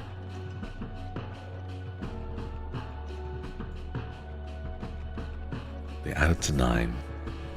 5 comes after, right? Wait, it could be like 3 and 8. Or 3 and 6, because those also add up to 9. 5 comes before 2. 8 is the only one besides the books.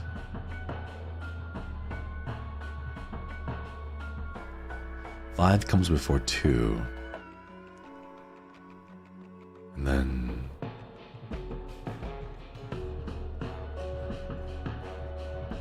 What? Like that? Or is it... Are the B's in the wrong places?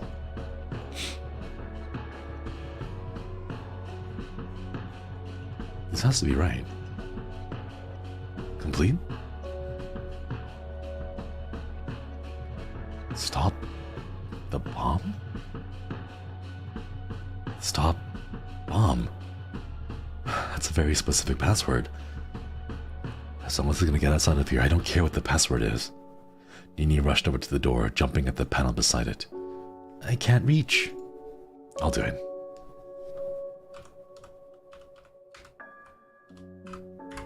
Stop bomb. Is it with the space or without the space? We'll try both. STOPBOMB. There. With a click, the door unlocked. Finally, Sev grabbed a hold of the handle and pulled. But on the other side of the door, where they were expecting another tunnel, or ladder, or staircase, was a cement wall. What the? And on it were the words in dark paint, "Go back." Stop bomb. Go back. This has to be a joke. We're missing something. We have to run, now. But surely, if it's back in the church we started in, that's at least a 5-minute walk. We have 10 minutes. Nini, let's go. Mikhail took Nini by the hand first and ran from the room. It's not enough time. Come on. Why? Because even if it's not possible, even if we are wasting the last moments of our lives on something we can't do, I would do it anyway. I would leave this life knowing I did everything I could. You seem different.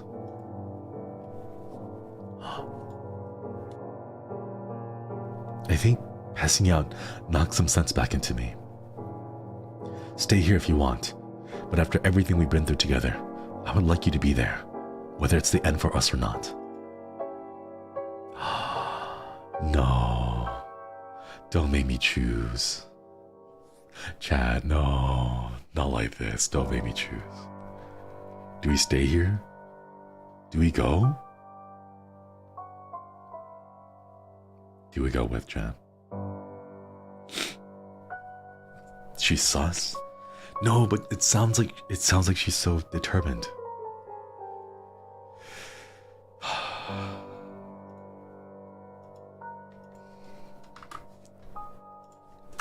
Okay, let's do a poll. Let's do a poll, chat. Do we go or do we stay?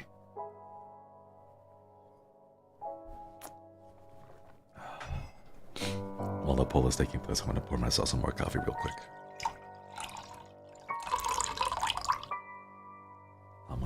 Not much left in the pot.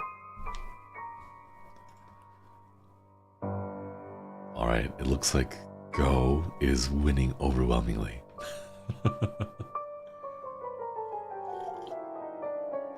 Alright. I don't think Skate is gonna win, so we'll go. End poll. Alright, we're going, chat. Go. Renee. You know when you said you felt like I was someone important to you? Yes. Is that how you still feel? More than ever. Me too. You're like the sister I never had. Of course I'll be with you in the end.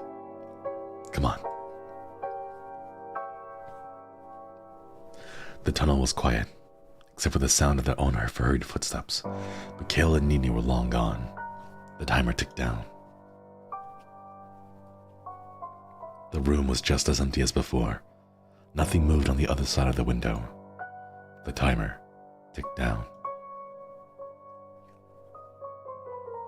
As the two ran, each step towards made their legs ache, but yet they persevered onwards.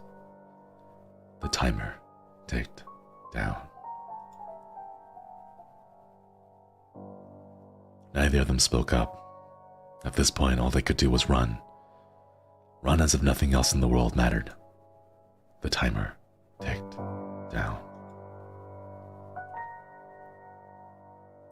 Each rung was cool to the touch, already having forgotten the warmth of the previous hands that had sat upon it.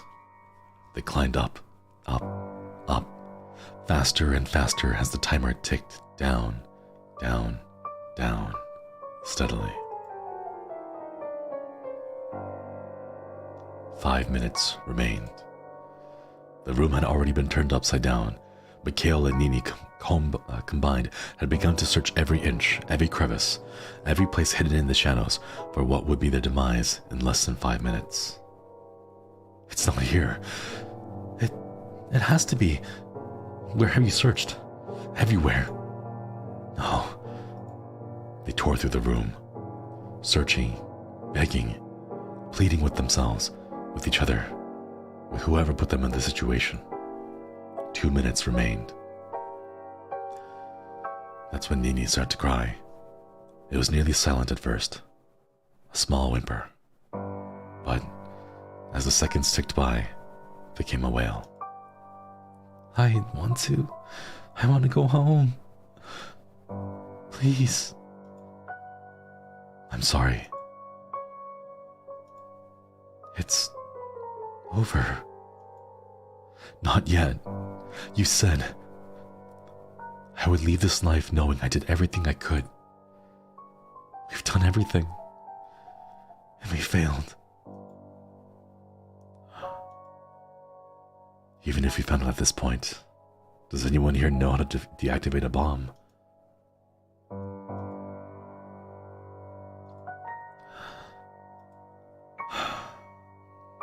Come with me. She led Sev by the sleeve, approaching the spot where they had knit nearly 2 hours ago. Feels like it's been longer, doesn't it? Like we've known each other for a lifetime. Yeah.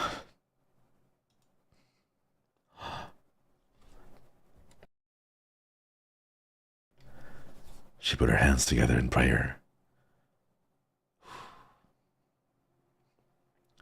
Whether she was praying to a god, or for a savior, or for both, you would never know. When I was younger, my family abandoned me. That's how I got adopted by my father. You remembered? A little bit. When I woke up in the library. He was the kindest man to have ever lived. Was. He died not that long ago. When he went, I promised myself I would do anything to pass on the kindness he shared with me. That's nice. He told me what to do in times like this, you know?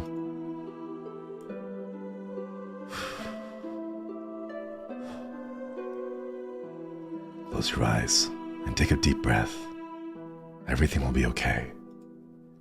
The dawn will break, and tomorrow will come, and you'll be okay.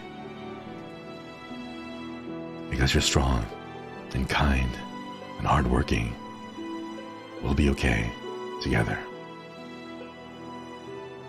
He was a good dad. The best. Renee laughed sadly. Doesn't feel like everything's going to be okay this time, though. Sev gently rested a hand on her shoulder. Maybe not. But you passed on that kindness that he showed you, didn't you? And that's enough. Warning. 10 seconds remain. Thanks, Sev. For everything. 5 seconds. 4 seconds. 3 seconds. 2 seconds. Goodbye, Dad.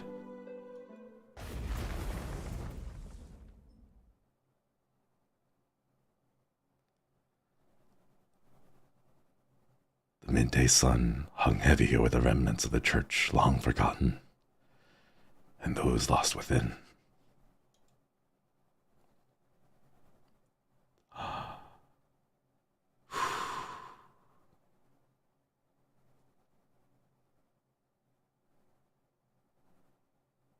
Ooh. Okay. There's a few other endings here. Sorry, Jack, give you a moment. I need to go.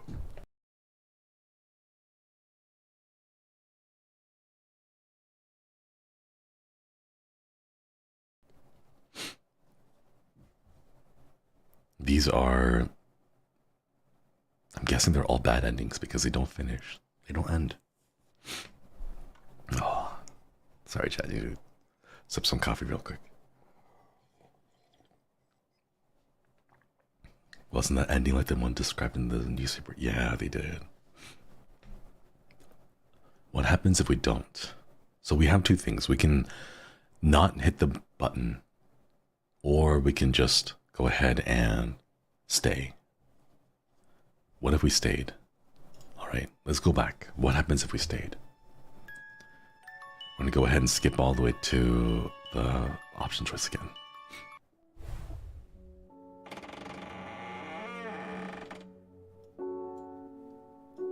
Now we know what the solution here is.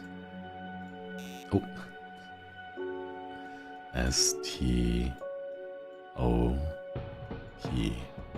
STOPBOMB.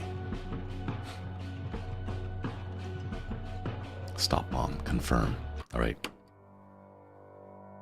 So the other option, not going, is staying. What happens if we stay, though? Let's find out, chat. Sev dropped his hands to his side and looked away from Renee.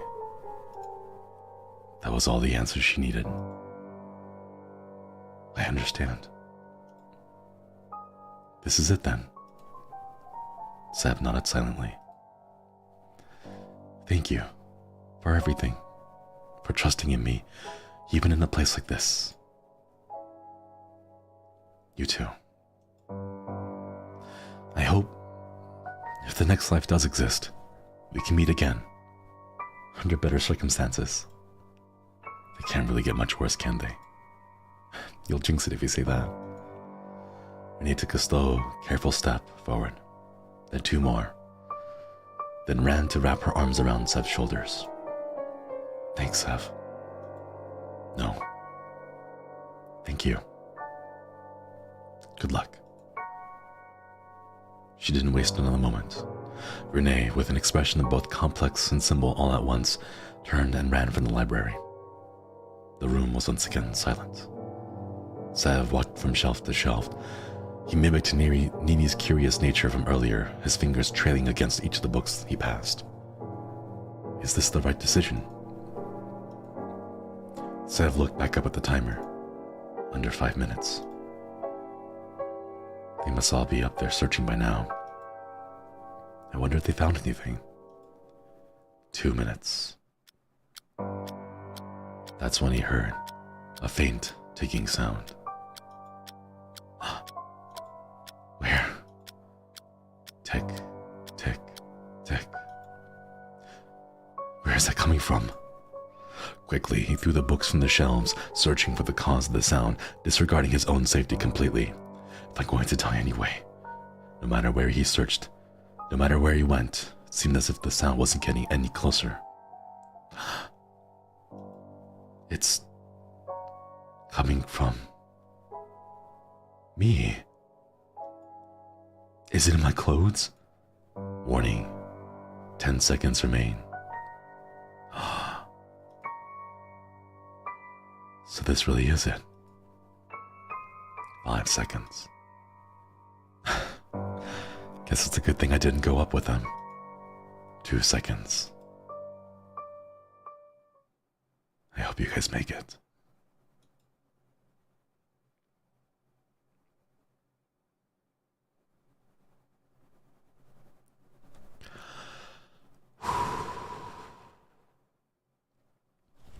Ooh, that was dark. That got really dark.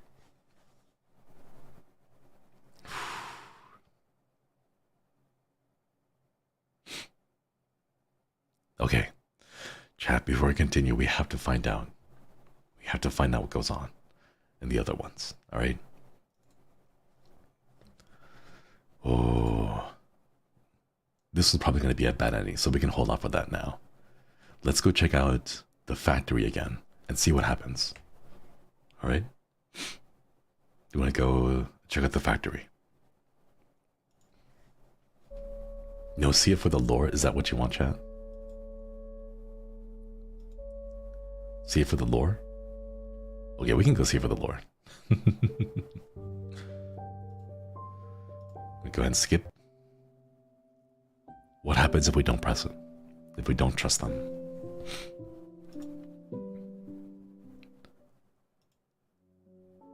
I can't do it. Sev turned away from both the monitor and Mikhail's judging eyes. He'll leave us here if we press it. Then we wait. I don't think he's very happy. Renee nodded back towards the window where Mikhail was banging on it soundlessly. Whatever colorful words were escaping his lips were fortunately lost before they could ever reach him. The brown-haired man shook his head. Sorry, Mikhail. I can't trust you. I want to trust you, but I can't. It seemed as if Mikhail went through all the 5 stages of grief in a constant cycle. But no matter how much Sev insisted he press the button first, he utterly refused. See? If he really wanted to get out, he'd do it, wouldn't he? Yeah. Ignoring the furious black and white-haired man behind the window, Sev used one of the tables as a chair, his back turned to them. When the door opens, we won't have much time. 15 minutes, maybe. Yeah. Probably won't be enough time, will it? Maybe not. The 45-minute wait was slow, almost tortuous. The seconds ticked down on the clock until finally, the door opened. Mikhail slammed into it only a few moments later. You asshole! Mikhail, with Nini in tow, stormed into the room. What the hell were you thinking? Hey, what do you mean what was I thinking? You refused to press yours first. And you don't think there's a good reason for that? What? Do you think that after you let us out, we would have just abandoned you here? I'm not you. Come on, Nini. We're getting out of here. Alone. But those two want us to die. I won't let that happen. They joined hand, Nini trailing behind Mikhail as he stormed out of the room.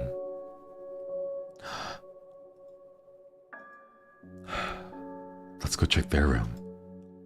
Okay. Good idea. Outside the newly opened door was a long, wide tunnel that stretched out into the darkness. Mikhail and Nini were already long gone. This must be their room. Directly next to the door they had just left was another one, exactly the same as the last. Feeling like a knot was already forming in his stomach, Sev led the way into the room. The room was exactly the same as theirs, which came at no surprise, seeing as he could see the majority of it from the window. A light bolted to the wall, a row of tables, the window, and lastly, the monitor. Renee approached it at first. The timer ticked down below 5 minutes. Her eyebrow twitched, a frown forming as she continued reading.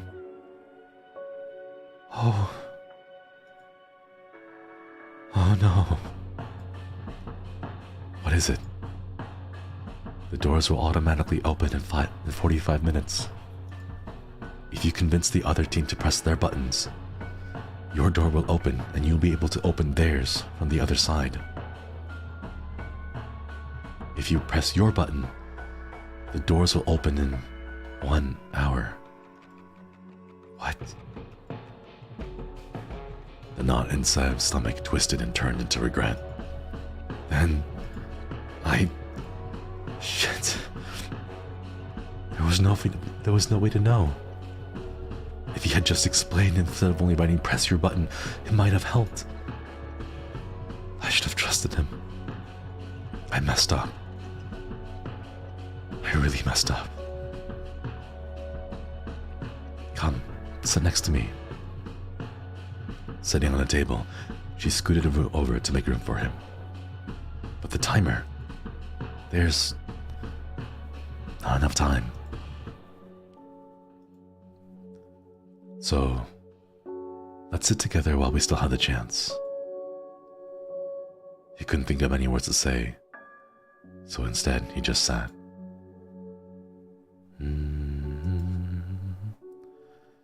It started low and soft. Warning, 10 seconds remain.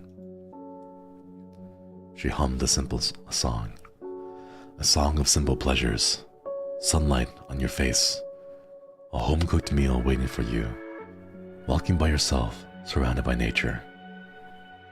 A song of sadness, of loneliness, of a lifetime of regret. Song of the past and the future. What is that song? It's pretty. Renee smiled. Behind the smile was a sense of loss that only came from forgetting what was once important to you. It's my secret song. Now, it's both of ours.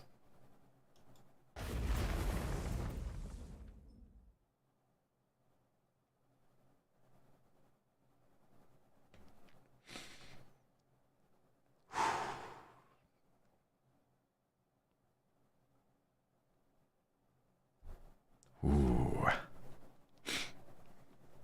All right, chat. Ooh.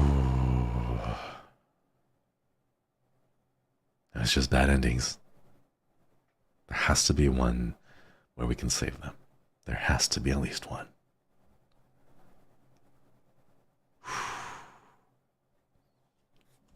All right, chat. I think, however, we have two more paths. Yeah, we have this one here, the one in the factory. Unfortunately, one of the endings we got was a bad ending here because we couldn't find a light. There was no way to light the area. But we have the factory timeline, and we also have this one last, the main one, the very first one. I think we can go through those tomorrow. It's gonna take a couple of hours to go through that. So we're gonna have to go call it for today and then pick the story up again tomorrow and finish it then. I apologize we have to end on such a sad downer, but chat, this is what I mean. This is what I say when I'm like these stories I love so much. We have to find the right ending, and we're going to. But for today, we're gonna go and call it here, and hopefully you guys can all come back around tomorrow, and then we can figure out what exactly happens and see what we can do to save all of them. But yes, Chad, thank you for sticking around. I'm gonna go get some food, get some rest. Thank you all for the super chats and gifted memberships. Same time tomorrow, of course, of course. All right, everyone. Real quick, let me see if anyone is streaming right now so I can send you off on a redirect to them. But I think, ooh, I don't see it. Shaker from League of Legends, thank you so much for the super chat. The daily dose of angst, right? All right, not your cookie, thank you for the super chat. Fine, I'll be here tomorrow. All right, everyone. Thank you again for sticking around. I will see you all tomorrow, and we'll finish the story then, and we'll find a good ending. All right. Koyasumi, everyone. Koyasumi.